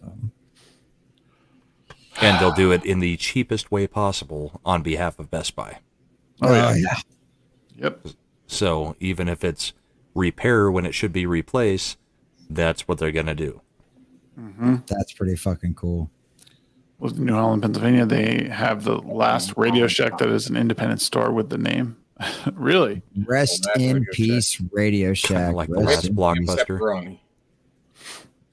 I miss Radio Shack. You could find anything at Radio Shack. Yeah. I don't know about anything. You could find very specific things that you couldn't find other places, but anything's a stretch. Did you find a stripper? I wouldn't. Probably. I mean, that's your issue, not ours. That's your issue, not ours. Yeah, she's a stripper actually paying for her tech. And she's also a big computer nerd, though. So she works at Radio Shack just for the discount, but she strips at night to pay for her computer parts because she's actually a super high-end gamer and she's trying to get into like the nationals and shit. Those sound really judgy for men of God, remember. Bitch, have you read the Old Testament? It's all about judgment. Common Nerd started talking, but I was going to go the same place as King Deplorables did. A wire stripper. I was going to get it out. I was going to say her stripper name is Microchip. Solder. No, Cash, you can't find that anywhere, man. Can you find my dignity? The Legion of Memers took care of that, man. You will never have dignity ever again. I don't think Radio Shack even has dignity left. What do you? They don't have anything left. They're gone. Yeah, they're gone. So you can't find your dignity at Radio I Shack. shout out to Radio Shack, but I'll live in Circuit City though. I had a Circuit City credit card. Ugh. Wow, that's how old Brahman is, by the way. That's how old Brahman that was the one I got at 18 to help build my credit, and I bought a like a whole sound system that you could actually. It was one of the original CD recorders. Oh wow! Nice. Yeah, it was great. Wow. Did it have a crazy ass APR on it? It was like $4.99. That's not. That wasn't shit. That ain't shit for a credit card. Yeah, nowadays you'd be lucky to get something for 18. less than fucking. You'd be lucky to get something for less than 15 nowadays. I know, dude. But that built up the credit that is now at 830 or something like that. So look at this, man. I don't give a crap. That's white man credit for sure. White man privilege. White man privilege. Don't disassemble Johnny Five. Oh man, freaking Number 5 is alive. Love the Short Circuit movies. I think that's actually one of the situations where I honestly do feel the sequel is better than the original. I feel Steve Guttenberg wasn't in the sequel. No. Yeah, but the sequel had Johnny Five going fucking hard, dude. Like he went is that the one where he hardcore, was like all punk rock? Yeah, he goes all mohawk and shit. Yeah, he's like, you really pissed me off. I'm like, that was a good. Yeah, that was one of those movies where I only had seen the TV edit because we had it recorded. And then when I went to show my young daughters the PG movie from the 80s, and I used the actual streaming version, it did not go well because the language was not the same in PG in the 80s as it is now. It was better. And I didn't know any of that because I had only seen the TV edit I had a VHS with the TV edit where we had recorded it off of, whatever channel it was on the premiere, Mm-hmm. There's so many movies like that. Oh, gosh. Yes. All those 80s PG movies. It's like, wow, I saw a completely different movie from the TV edits. Yep. The Saturday afternoons on like your UHF your VHF channels. Yeah. UHF channels. Yeah. UHF, yeah, UHF. Yeah, some of those you got like you see some of the things and you see the unedited version, you're like, whoa, because like Ghostbusters, like they edited that one too. They edited the whiskey line out, the bastards. But yeah, no I had Short Circuit on VHS. I had one spot in the tape though that was messed up. So for like 2 minutes, it would be like all fuzzy and messed up, and so I never remembered that part. But I watched the movie, so yeah, the tracking was fucked up on that one spot, but I had the rest of the movie memorized. Well, my dad. One Christmas, I think I was like maybe 12 or 13. He was like, one of the gifts he had gotten me specifically was a DVD of one of his favorite movies. And it was Valley Girl with Nick Cage. And he apparently had also only seen the TV of it. So he gave a 12 to 13-year-old boy a movie that has just a massive pair of tits in it for like 5 minutes right in the middle of the movie. So we had thrown it on. My mom had never seen it. My little sisters had never seen it. I had never seen it. My dad was the one who loved the movie. We throw it on, and yeah, we get to the tit scene, and my mom's just like, looking at my dad, what the hell have you done? I just turned my son into a man. That's what apparently, and he didn't even know it. That was the best part. You rent some of those PG movies from like the 80s and stuff, and like the locker scenes would have the girls topless in it because it wasn't sexual in nature. Porkies. They were able to get away with it. Yeah, kind of like pride parades in San Francisco. Yeah, except those actually, except the 80s actually were accurate about what they were saying. It's not sexual in nature if they're showering in the locker room, but it's also not sexual in nature if they're sitting in a kiddie pool, sucking on a dick, and then getting pissed on at a pride parade. That's not sexual at all. Why would you assume that, you bigot? Same thing. Love is love. Love is. Never mind. Love is yellow up there, apparently. On that note, Shags is sorry he extended the invitation. It's been a while. It has been a while. He didn't me. I sent the link without asking. And I'm so upset that you guys stood me up. Ah, yes. So upset. That's not what you told Almarada. No, I'm not. No, I understand how these things go, and I would have liked to have seen you guys while you were here, but it didn't work out. I didn't get to see Shags while he was here. But Shags didn't want to see anybody while he was here. Well, he kept texting me. Well, I did. I wanted to. Where the hell am I supposed to go to get out of the crappy part of Denver? You're in Denver. There is no non-crappy part anymore. This fucking hotel was gnarly. Like it was everything. Like there was always something wet. Like there was always water on the floor and in the. And not once was it your wife. No, shut up.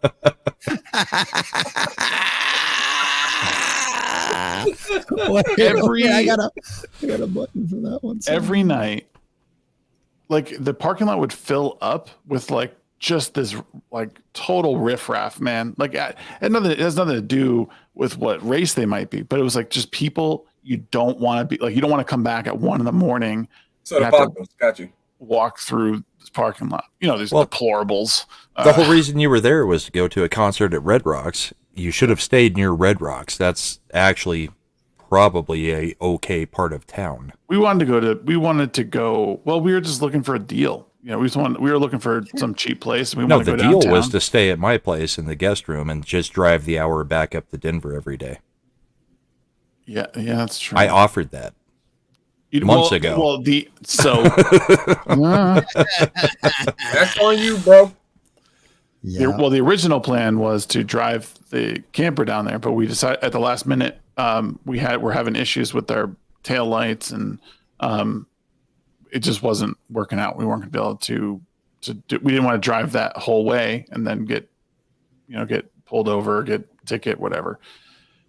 And whatever. Why am I justifying this right on the fucking street? I don't know. You still could have stayed in my guest room. Joyce, my wife has met you. I mean, she didn't have a problem with you. We met in Vegas. Yeah. You could have stayed here and just, hopped up to Denver, 45-minute drive, done whatever you wanted. That's true. But yeah, no, it was a good time. I'm sorry we didn't get to meet up, but no, it's cool. That looks the last time we're going to be around there. I definitely want to go back to Red Rocks for another show. That place was insanely cool. It's a great place for a show, huh? Yeah. Well, in that show in general, so the Dirty Heads is my wife's very favorite group. The two bands that also played were good. It was also really good people watching. There was one guy, they brought him back with Narcan basically. Oh shit. But then he was all freaking out because he was he didn't know what was going on, and they were trying to get him on the stretcher and take him out. but he thought he was like being like, he's just totally fucked basically. So his face is all like bloody because I think what happened was he's like ODing basically, and he just fell like straight on his face. Yeah. Yep. Broke that nose and blood everywhere. Bro. And then the two chicks that were with him are all like crying, like, oh my God. And the people were like, get the fuck away. Oh shit. Like, get the fuck away. Get away. They were knocking shit over. I get it. Yeah, but girls were not walking away. They were just, staying in the way. But they cried them when high as shit. They're looking at him. What's his problem? But this all took place before the show even began. Like people are just there all day. That's pretty typical. Do you guys remember the '90s band Head PE? Yeah.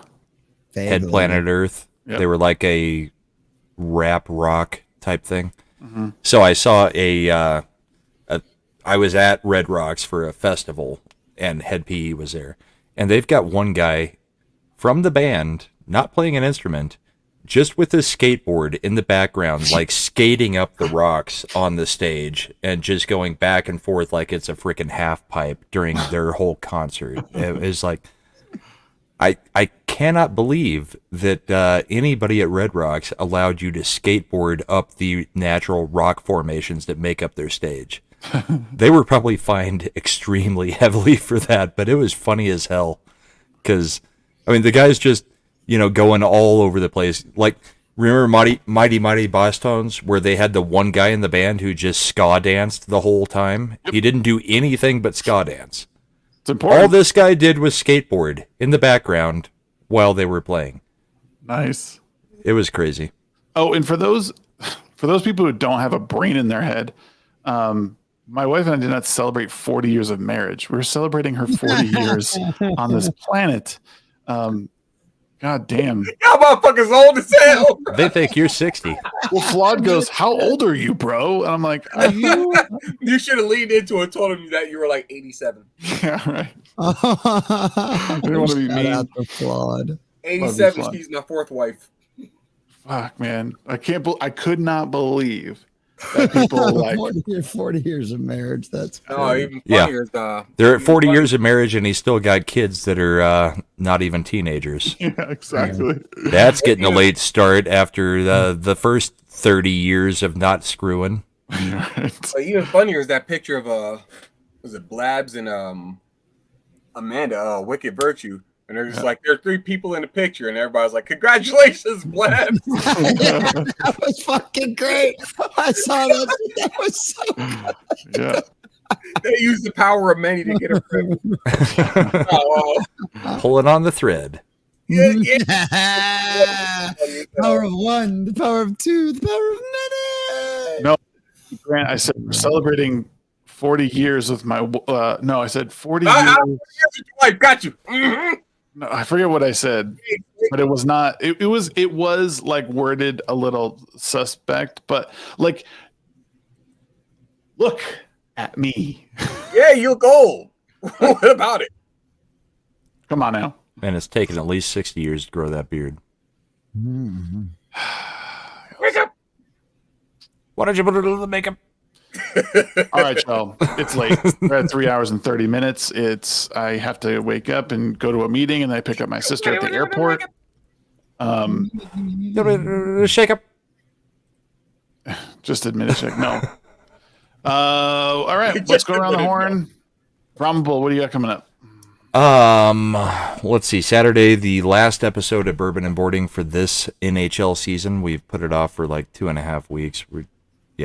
Season's over. We're going to talk about who won the cup and free agency. And then I started a new show on Sunday mornings. Go to early church, then come back and watch our show. It's a political show with me and little Chad hosting, and it is called The Bullpen. And it is just straight politics wrap-up of the week. It's kind of what I've been waiting to do for 2.5 years, and I finally found a host that kind of fits with me. So, nice. We did the debate and got like 1,600 views on a brand new show. Awesome. On a night where everybody was streaming the freaking debate. So It went really well. We're happy. We're getting it going. This will be the 3rd or 4th week of it, and yeah, it's good stuff. Cool. And then the rest of the time, Comics Division's channel. You guys know where I'm at for the most part. Yeah, just follow him on Rumble, Twitter, all the things, and YouTube. I'm almost monetized on YouTube. I've got 50 subs to go to the 500, and since we started the political show on debate night, I've gone from 400 watch hours to 1,500 watch hours in the 2 weeks since then. So I'm shooting my shot, as we say on YouTube. I'm going for the monetization. The political show is going to be the flagship. So check it out. I would appreciate it. Nice. I also do a lot of gaming on the channel, but I'm going to screw up the algorithm completely because between hockey, politics, gaming, and the Christian panel, they can't figure out what the hell I do. So don't matter. Do your thing. Give them that money. Sheep, what do you got doing? What's going on? Oh, I got a few things going on. Well, first off, I don't have a stream set up, but I will be streaming apparently. That's when I had a discussion with Drunk 3PO and Amarada about it as well, about like, I may as well stream what the hell ever kind of thing. So I'll be doing some gaming every now and then, like maybe more than likely just Fridays, either like gaming or building model kits or drawing, I don't know, draw streams or some shit like that. Right now, I'm building this motherfucker. Kafka Hibino, or Kaiju number 8 for those that don't know. Fantastic manga. Nice. So that I'll be holding on to, I guess, this guy until like I get a stream set up to where I can go ahead and we can do a build stream for that, and that'd be fun. That'd be great. Also go to fandomonium.locals.com. If you want to check out my manga, I'm adding a few more pages to chapter 1. So that'll be a little bit more extensive. Just basically adding some extra context, a little more action and stuff like that. It's gonna be good. It's gonna be really good. Aside from that, you can catch me over on Amarada's channel, primarily on the weekends, either playing some games with her, our friends Daryl and Robust, or catch us on Sundays every now and then when we're doing Dungeons and Dragons, where on the entire team, I'm the only human. Everybody else has some kind of crazy ass natural ability, and I'm like, I'm a normal ass nigga. Like it's great. You didn't pick an orc? Hell no. Those are Mexicans, motherfucker. Now they are. Now they are, yeah. Other than that, I will be promoting Rippaverse stuff. We just got back from Denver. It was a fucking blast. I wish more people could have came out, but nonetheless, it was really good. It was really good. Packed the place, our area. Primarily, a lot of people were coming through, so that was fun. And Gooding, the polymath, is available for pre-order right now. Go ahead and go to rippaverse.com, go to collection section, and get yourself one of those phenomenal covers drawn by some phenomenal people. And the story's written by Mike Barron, drawn by Will Conrad, who is also the guy behind the artwork for the Dokuman cards for the Rippaverse as well. So, aside from that, tomorrow's Rippaverse Day, for those that don't know. Actually, technically it's already Rippaverse Day. Today, yes. That's today. Today is Rippaverse Day, which means a lot of the shit on the store is going to be sold at a pretty solid price. Also use Rippaverse Day, promo code Rippaverse Day to get a 30% discount on select items. So there's some things that you might have missed. They're going back up on the store for 24 hours specifically. Go there, get shit, know what I mean? Catch up with, like, the rest of the plebes out here. Get you some, they're over here. Some cool ass cards. Some cool cards, know what I mean? Yeah. Gonna be some cool stuff popping up on the store. He waves them around and you can't even see what he's putting up in the air. Right here, like, you see him, like hold them still for half a freaking second, sheep. How long do I need to hold these still? Up in front of the camera. So go ahead and check these. I hate Go ahead this and guy. go to the store. These bad boys will be popping up again if you haven't gotten them, or if you just want another set. Go ahead and do it. You should talk to Eric Eric and Carolyn about doing the Colorado Springs Con instead of Denver, because Colorado Springs has one, and Colorado Springs is far more conservative and clean than Denver is. So you might get more support there. Denver has terrible traffic. Yes, it does. We're in talks with we're in talks with each other about like where some other locations may be. Next year, I would try the Springs instead of Denver and see how that goes, just because it's more fitting to everybody in you guys' groups kind of people, I guess. Mm-hmm. What do you mean people? More black people there. There's more black people there. No, I mean more of us niggas. The more hanging on the right side. I know you guys are the comics, but I know also what Eric July's politics are libertarian, and you're going to find a lot more of that not in Denver. Oh yeah, Denver's terrible for that shit. Yeah. There are people there with like protect trans kids shirts on. I'm just like, oh Lord. I mean, it's a big city, but it's not kind of catering to the crowd that you guys, I think, would pull in over here. Yeah, we'll see. All of that stuff playing. I want them to do something up here too. Talk with the guy who's actually from the Billings area. Yeah, exactly. People let me tell you about my black friend. Yeah, I was actually in talks with a guy there who's from the Billings area. He said he's got a convention that he's expanding on. I'm like, okay, cool. I'll go ahead and keep your information. We'll probably be in touch. So we'll see. I don't know. I can't promise anything right now, except for Ripverse Day. We're taking over Slurpee Day. Fuck y'all. Why can't we have both? Why can't I have my Slurpee? That's what I'm saying. Yeah, go ahead and get you a Slurpee. Read you some Slurpee while you're ordering your Ripverse stuff. Thank you. Come again. Thank you. Read again. You sit there like this all the time, reading your comics, your graphic novels and shit like that. Just brain freeze. I can't read the next panel. Oh no, yeah, exactly. My head.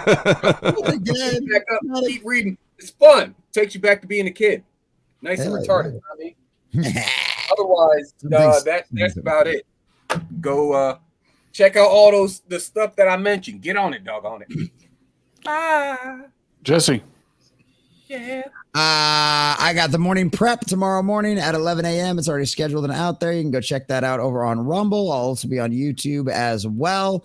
Go over all our pop culture and nerd news. On Friday, we've got $5 Fridays once again. Last week, we went till 3 a.m. We went to a 15-hour stream. So all of you out there, if you don't know what $5 Fridays is, you guys get to come and pay me 5 minutes for every $5. You get 5 more minutes on my show, and you get to keep my butt in the seat for as long as you pay me to stay here. So like I said, the last one was 3 a.m. I doubt we'll ever break that record, but there's always assholes trying to push me all the way out till 24 hours. So come check that out. I do video gaming. Come subscribe to the new channel. Follow me on Rumble. I'm almost 800 followers on Rumble. My new YouTube channel, after my last one got nuked, is almost 800 subscribers as well. So come check all of that out. I've got a bunch of content out. I've been cranking out content all week, 3 or 4 videos a day. That should be keeping up onto the indefinite, because this is my full-time job, because I have the most wonderful chat probably in the fellowship. They have been able to support me doing this as my full-time job. So we're trying to get back to that 1,000 subscribers again to get back to the full monetization over there on YouTube. And I'd really appreciate if you guys come check all of that stuff out. Other than that, Friday night, we got Comic Shop Talk over on 32 Flavors of Nick Weiser's channel. Shout out to that guy. Yeah, shout out to Nick Weiser. That was great. If you missed my show tonight, go check out the replay after this is over. I had Jesse Snyder on tonight. He's got a great new comic out there. It's a great satirical take on like futuristic and sci-fi, and it's got really big boobs in it. And he also happens to be the son of D. Snyder, if that matters to anybody. But his new comic is really cool. The kid's worked inside. I say kid, he's a couple of years older than me. He's worked in the industry before. He had a lot of great stories tonight. If you need something to help you fall asleep, go check that one out. It's on Rumble and YouTube. And then, Bible study. It's Sunday at 2 p.m. And then Sunday nights at 7 p.m. We've got the When Who Was Good. So anybody out there that's a Doctor Who fan that needs a palate cleanser from all the nastiness that we have on the news, come check us out. Go ahead. Yeah, exactly. Yeah, shitty Gatwa and all of that, all the kind of nonsense. So come back. We're working our way. We're almost at the end of David Tennant's run. We're watching Torchwood. We're watching Sarah Jane Chronicles. We'll be getting into Matt Smith soon, but we've still got some David Tennant come through. So that's me, Mr. Grant Gregory, and our dear sweet Sunker maidens. And trust me, any of you boys out there, trust me, you want to show up just to the show for her. So other than that, that's what I do. I'm here all the time. Go check out my videos. Go leave comments on them. Go leave likes on them. Go help my algorithm out. I love you guys, and I love this show. And Brahma, it's always good to see you, my friend. Because Brahma used to stream with me until like 2 or 3 o'clock in the morning, way back in the fucking day. So D. Snyder became a baby back bitch. Is his kid better? His kid is much better. His kid still has some of the California ideology into him, but he's also realizes all of the problems inside of the comic book industry because of all the self-inserting. And like, he understands how you should write a comic. He understands the Chuck Dixon method, right? You don't write a story you write it as the character should be. And so he had some great stories from inside the industry, from people he's worked with, people he's met, like different projects he's worked on. He's worked on Pixar comics, he's worked on a Hulk story, he's worked on Deadpool stories, he's worked on a bunch of different stuff. And so the kid's got a lot of great wisdom and a lot of great knowledge. Let's put it this way. He's still gonna take it. He's the old school liberal is what he is. Okay. He's the old school liberal is kind of what he is. And I think that's probably the best description for him, just with a little bit of new agey in him. But he's on his way, and he sees the industries and the problem, and that's why he's out there doing his own thing, and he's trying to build something that is an alternative to those people, and trying to bring all of these artists that he knows out there that are really good, these artists and these writers that he knows that are really good, and he wants to get them work. He wants to get them working again because he thinks their work is incredible and deserves to be seen, and he knows that's never going to happen with the big two and Marvel and DC the way they are. You have to play the politics game, or you don't get the big stories. And he had stories about that, about great art writers that he knew and named them and everything else, about how because they wouldn't play the politics game, that's why they didn't get more work, and they should have, and they deserve to. So good, very, very good interview. We had like 3 other topics we were going to get to, never had a chance, only covered his comic once. And yeah, it was a really, really good interview. I want to have him. Definitely going to have him back in the future. So nice. Those are the best kind of interviews. They just go organically. Yeah. But for myself, next week we have 32 Flavors Nick Weiser that will be joining us. Yeah. So sure. Be sure to join next week. Show up, Brahma. I remember last time he was a guest, he just didn't show up. Then he showed up on my guest spot. Yeah. Well, we ended up having, maybe he won't show up. We'll have another banger of the show. Just like this all over again. Yeah. But unfortunately our guest didn't make it out tonight. It is what it is. He seems like a busy dude. He's got a lot of subscribers on YouTube. He's busy. He follows nobody on Twitter. So I thought that was an interesting thing. But for me, I have a lot of great interviews planned in the coming month. So Ready, Set, Shag is about to re-engage into some really, really awesome discussions. I'm looking forward to the people I'm talking to. And on top of that, we're doing more video game streams. I was playing Horizon Forbidden West, just trying to beat that because I like the gameplay. The story is just kind of unfortunately.